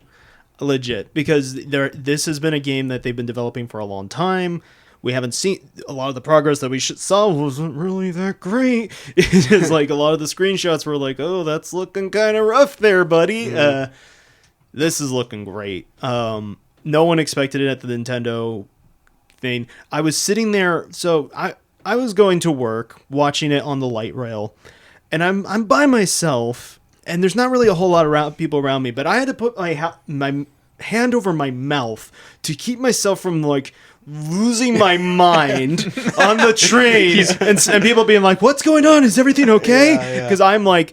I would probably be like, no, Kingdom Hearts 4 just got shown off, like at a Nintendo thing. Yeah. Yeah. It was cool. Which is nuts. Yeah, it's so weird. I think of the series as like a PlayStation series because Same. that's what it first showed up on. That's what I played 1 and 2 on. Like, This is a good news because it means Square is not. They're done. Not Sony. The Sony thing that they started all the way back with Final Fantasy VII. Like they start all the way back then. They're done. Multi-plat from here on out, and I am so happy about that. Yeah. I think it just does so much better for their games. There's no Absolutely. reason for them to be exclusive. No. There's none. I agree. It needed to end a while ago, but at least it's ended now. This is also one of the most Nomura trailers ever. People who don't know, I'll give a brief history thing. He had a game that he was working on that eventually became Final Fantasy 15, but was taken away from him by Square. Old CEO doing a lot of shady stuff. It was a game called Final Fantasy Versus 13.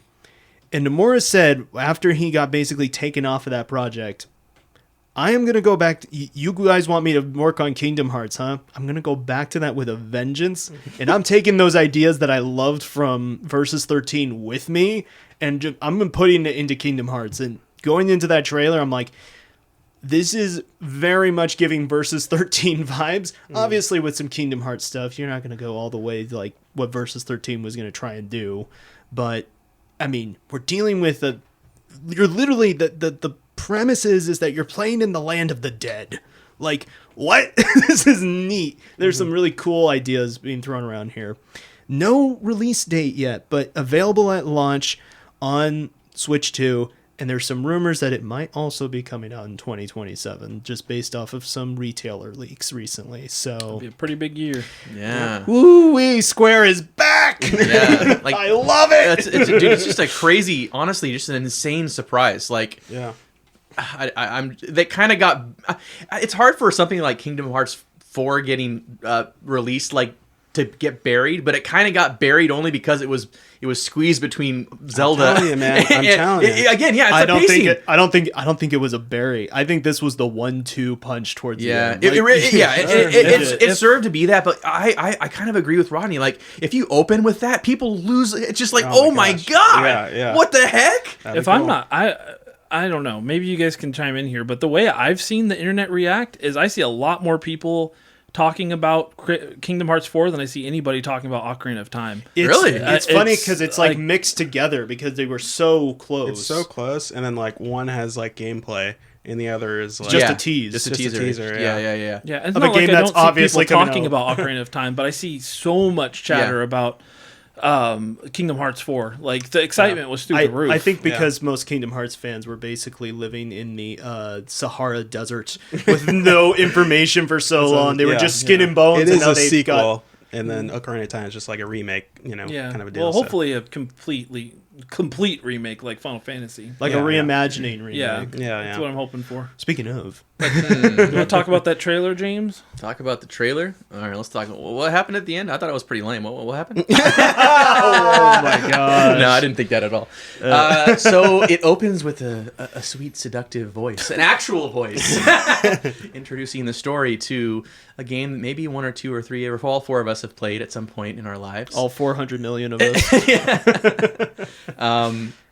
Yeah, we the much rumored, unfortunately leaked, Ocarina of Time Again. remake. It is real. It is confirmed, I didn't see the leaks, so I was like, no.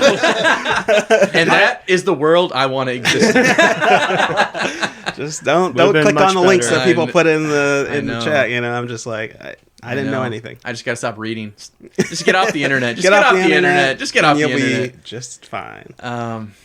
Man, it's really cool. What did you think of how Link looked, little young Link? I don't think we have enough to really go off of. I don't have an opinion. I think the internet's funny though. Like, they just can't keep them. They just can't be happy with anything. No. I thought it was really weird when we were like discussing it in the Discord and people was like, hey, it looks really weird and all that. I'm like, dude, we don't even see him in action. He's just sleeping. Everyone looks weird when they're sleeping. I don't know what to tell you. It's weird. We don't actually... Not me. No. I hate to break this to you. You're watching me sleep, Gary. Only once. Only once. That's fair. No, it's like we don't have enough to really go off of. And it's the first Zelda that's kind of going with a pseudo-realistic style. Like, not as seems that way, stylized. yeah. I mean, it is still stylized, but it's like you got Yeah. realistic textures. There's like the skin's got pores and stuff like on it. I don't know, man. I want to see more stuff. This looks really neat. And it could, that's just the CG teaser. It could look Sure. differently with the actual in-game models. So it's like, He's I got can't the- really. He's got the Triforce before like any of that starts to actually kick in later in the game. Yeah. Like that's if that's not already telling you there's a reimagining happening, I don't know what. All I know is Nintendo is not going to let this not be a masterpiece. They're not. I don't always have a lot of faith in Nintendo and their decision making, but they're not dumb. They know that this has to be a masterpiece. This will not get released. They will Nintendo delay it until it is ready, until Shiggy looks at it and says, yes, Scott is happy. He goes and it's released to the public. Yeah. Yeah, I believe you, and I will not be surprised at all if that happens. But the weird thing about me, the thing is, they seem very hesitant to show anything more than what they did. And the real reason that that's the case is probably because they have a very intentional plan to have a Zelda Direct with the movie. Probably going to be 40th anniversary. Everything will be all together, and it'll be real, 40th anniversary. Maybe they'll throw some Wind Waker Love in there. Who knows? Maybe we'll get an extra game that we haven't got on Twilight Princess HD. Yeah, could be. That's probably the reason they held back so much. Because in the context of no leak, this would be more than enough. People would have lost their mind, and a lot of people did. Yeah. And the people that didn't are still very happy that it's real, myself included. But I gotta say, I'm a little hesitant to celebrate early, and the only reason is because we don't really know who's making this game. The assumption is that this is the Zelda A team, right? That Fujibashi or whoever, Eiji Aonuma is the director of Zelda right now, but he has the guy underneath him. I think it's Fujibashi. They have a couple different Zelda teams. They're the guys that worked on Breath of the Wild, Tears of the Kingdom. I'm not convinced that it isn't even Grezzo making this game. I'm going to be completely honest. Grezzo made Echoes of Wisdom. They made the Ocarina of Time 3D remake. They made the Majora's Mask 3D remake. I'm not convinced that it isn't they probably have all the resources available to them they can have. But I'm just saying, if this is Grezzo, it could just be a really conservative remake and not something that we're hoping it's going to be. If this wasn't the A team, though, what have they been working on? Because they haven't done anything since Tears of the Kingdom. They're working. They have to be. The A team is absolutely working on the next true, different, and original entry. The quote unquote B team was working on Echoes of Wisdom and this at the same time? I don't know. When did Echoes of Wisdom drop? 2024? Yeah, it's not even been 2 full years. That would have been the dev cycle for something like this to get started, because it probably got greenlit. If this has only been cooking for 2 years, that's not a good sign. Yeah, no, this has probably been in development, even crossing over into the development of Tears of the Kingdom, if anything. You think so? Tail end of Tears of the Kingdom, this was probably getting greenlit. Yeah. I think that if Nintendo, I think one of the dumbest things they could do at this point, the internet is already sucks about stuff like this. I think, God knows, Nintendo does some weird stuff. But the dumbest thing they could do is drop the ball on this. Whatever it is. Remake, remaster, what I'm saying, reimagining. I don't think they're going to drop the ball. I think this will be a good game regardless, right? I don't care who makes it. You're working off the base of literally one of the best games ever made, right? So you can't fail this. But what I'm saying is, if the Zelda A team isn't the guys behind this, it is going to come across as just a conservative, faithful remake. I hate to say the words Pokemon BDSP, but something that would get the reaction like that, right? Just a fresh coat of paint and a faithful remake of one of the best games ever made. The one thing that does Blue Point, how they just remake Dark Souls games, it's just HD graphics and everything, but it's still the same game. Yeah. And we have precedent to think this could happen too, because Star Fox, as good as it looks, as good as the response to it has been initially, it's basically just a faithful remake, right? Yeah, that's Star Fox. Sure. Yeah, you know what? This is Zelda. Yeah. You're not wrong, but that Star Fox 64 is beloved, but it is not a contender for the best game of all time. That's where I'm coming from. Is you might be right. I don't know anything more than anybody else does, so I can't say anything. I'm just this has to be big. It has to be. Anything else is going to get interneted right into the ground. It's true. It is true. I'm not saying people won't buy it still, but I don't know. This is like if Square fumbled the ball on Final Fantasy VII. It would not be. This would if they fumble Ocarina of Time remake. That's not something they're living down. They'll never be forgiven. It'll hurt. Yeah. Pokemon BDSP sucked, but that doesn't. Who cares? There's going to be another Pokemon game very soon. Yeah, very soon. What it sucked for was the Diamond and Pearl faithfuls. There was a big number, but that number is a small portion of the Pokemon fan base and a small portion of the Nintendo fan base. Yes. Ocarina of Time is literally everybody. But here's the thing: there are Ocarina of Time purists that are nervous that this is even being being addressed, that it's being touched, because it's like, you're touching my baby. But that's the same. That's my goat, those are the you know? OT. Those are the original trilogy watchers that won't move on from anything That else. is true. Those are the That is people true. who won't play Final Fantasy remake because Final Yeah. Fantasy 7 remake because it's not- not the original. it's not Those are the turn-based people or who HD, literally yeah. will not grow up. I agree. Like Yeah, that I won't agree. won't allow change to be something that can be positive. Yeah. Like those people are non sequitur in this Yeah. conversation as far as I'm concerned. And let me be clear, I'm not saying I think this is necessarily what's going to happen. I just think there's reason to believe that this could be more of a conservative remake than people want it to be. I want to fight back on this. Okay, this is fun. This is good. This is good. This is I like this. Here's the thing: you don't make a. It's already not 1-to-1. Just from the teaser alone. You think? Yeah. So here's the thing. Could the teaser just be like artistic choice kind of a deal? I don't really think so. that's really part of it? I think that could legit just be He has the one of. Triforce. I think legit that is just a cutscene in the game. Okay. That's what I'm saying. Yeah. I don't think that is a. I'm saying that probably we're not getting like. We may not be getting like that opening scene. Well, we would be getting the opening scene because if we all remember the opening of Ocarina of Time and he's sleeping, then he gets the dream of when he's like in front of Hyrule Castle and Ganon and Zelda and Impa are riding off and everything. We're literally cutting right before that moment in this entire idea. So I just think that's a cutscene in the game. I don't think there's enough for us to really go off of and say like, oh, is it like not the team or anything like that? We don't know because we haven't seen the game. We're just seeing the cutscene. But I'm saying that the way they're presenting things, the way that they're already kind of going with it, they're showing things and they're talking about things that are like way kind of a little bit earlier, almost talking about it as if this is in past tense sort of thing. Like this already happened. Those are already different. Those are already different from what the original game was presenting. So I'm kind of already on board with the idea. I'm like, oh, they're doing it. They're Final Fantasy VII remaking this thing. And I'm all for that. Yeah. I don't know how far to an extent they're going to do. I don't know if they're going to be as crazy, as ambitious as Square has been doing. Ocarina of Time's not going to be like a 3-game thing. There's no way they're going to do that. Please, God, no. That would be like, dude.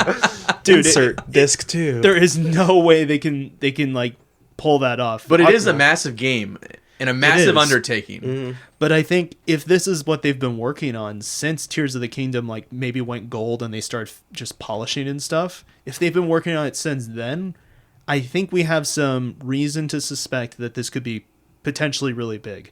I don't think we're going to see it till Zelda's 40th anniversary rolls around and we finally get like, I'm going to say they're probably going to be like, okay, here's some like Zelda merch that's coming out. Here's maybe the trailer for the movie.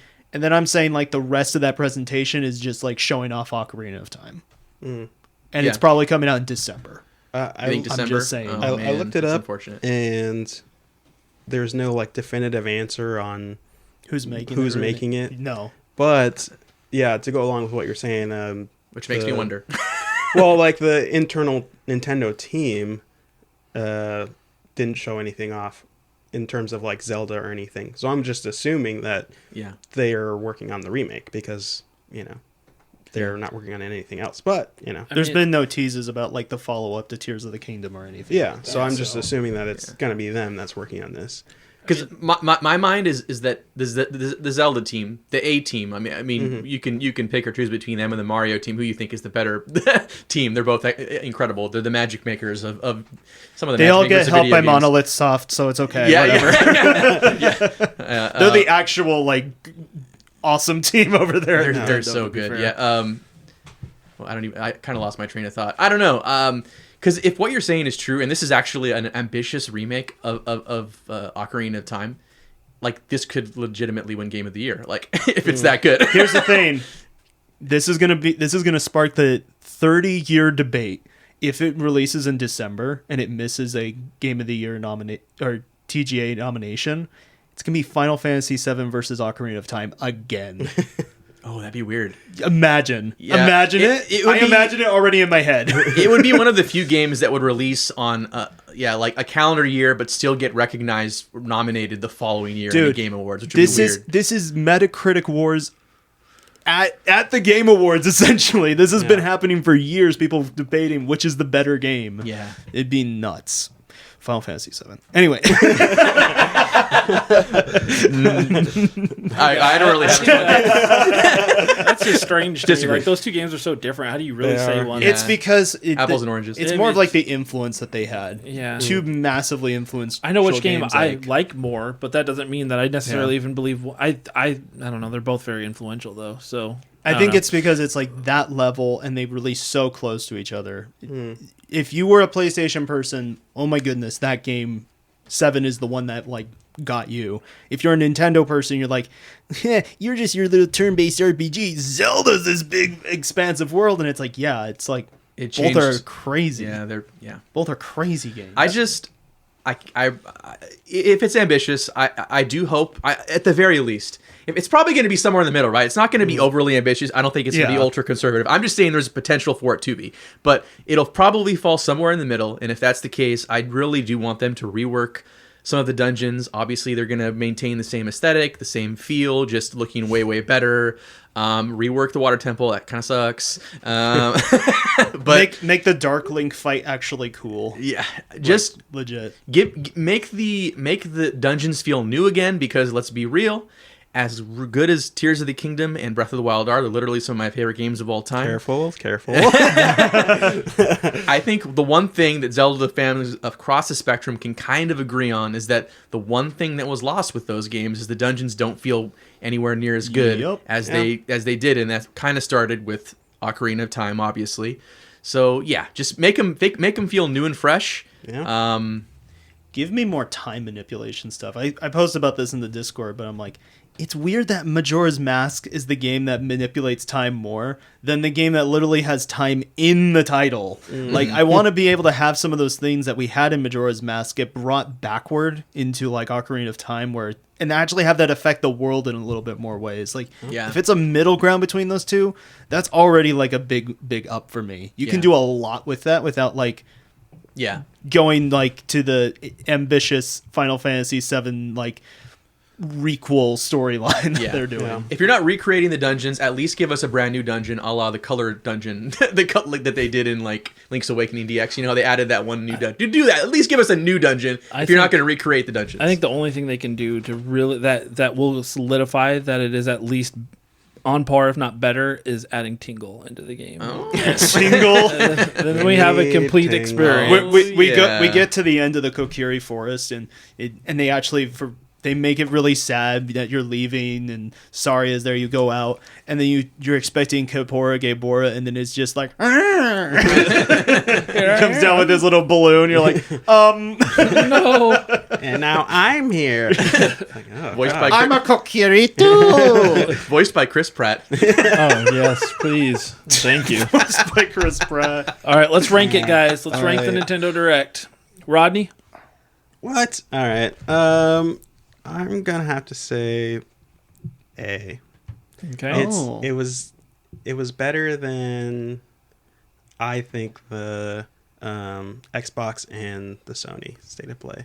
So yeah, I'm gonna have to say A. I agree. I gave it an A as well. It's very like there was a lot of stuff and a lot of like JRPGs, but I feel like there was so much. There was enough for everybody to want something from it.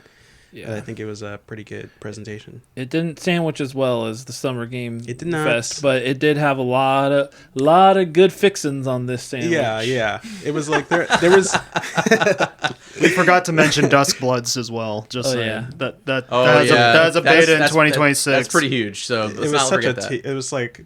We're gonna all figure out what the game looks like at the same time when people actually get into the closed beta test, and I think that's neat. Again, but also at the same time, it's like summer 2026. When is this coming out? No date. It's like okay. What if they get to the end of like a single match and then the release date just shows up on screen? Can you imagine? Yeah, that'd be pretty cool. Actually, that'd be an interesting way to do that. Gary, what do you rank it? Yeah. There was a lot of stuff that was personally speaking to me, being a fan of JRPGs and stuff. So, like, I'm tempted to give it an A, but there are some parts of it where I'm just like, There's some parts of it that I look at it and I'm like, I don't know if this landed necessarily as well as I hoped it would. I'm gonna give it an A minus. And the reason why is like there's a couple of moments there I'm like they have the juice here, but they constructed it weird. They made a cake, but they put the crust on top. I don't get it. What's going on? Gary, be honest. You gave it an A minus because James gave Summer Games Festival. I don't want. Don't you pander to me? No one else does. Rodney, I cut you off. I think. Were you? No. I'm good. I just realized I didn't actually make sure you were done. No, I'm done. I did kind of interject. I'm sorry. No, I interjected for you. Gary, it's all right.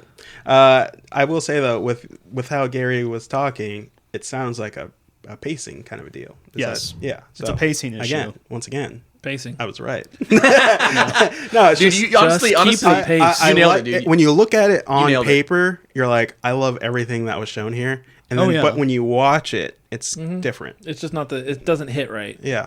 But it still hits well. You have to wait like 40 minutes for it to really like start up. It's like a cold start engine. Yeah. You have to wait. Yeah. All right, James, what do you rank it? Okay, again, I feel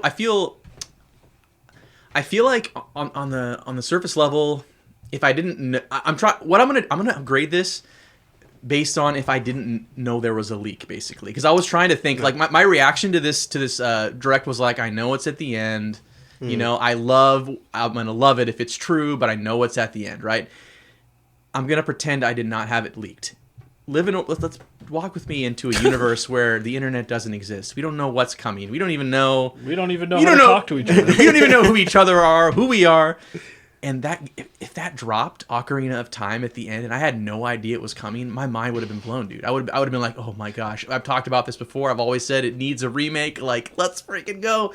And I am blessed to be a person that the franchises I care about the most are virtually guaranteed to always get another entry, another game, right? Like Pokemon, Zelda. Thankfully now Xenoblade 2. Like it's so good, it's so solid. That team is so strong that we always know we're going to get another one, and I'm blessed to be a fan of that franchise now. And so two of my favorite series got a brand new entry, basically, right? Mm-hmm. Yeah. And so I think with the internet existing, a world where the internet exists, and I'm kind of angry at leakers and stuff, like this is probably like an A to me.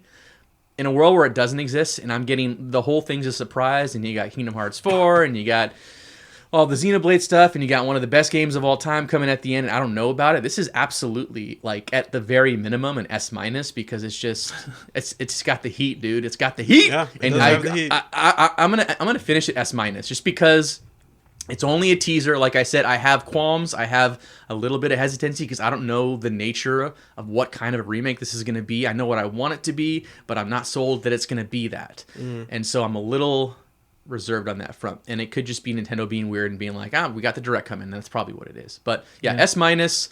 Two of my favorite franchises now got a game. And there was lots of other cool stuff too.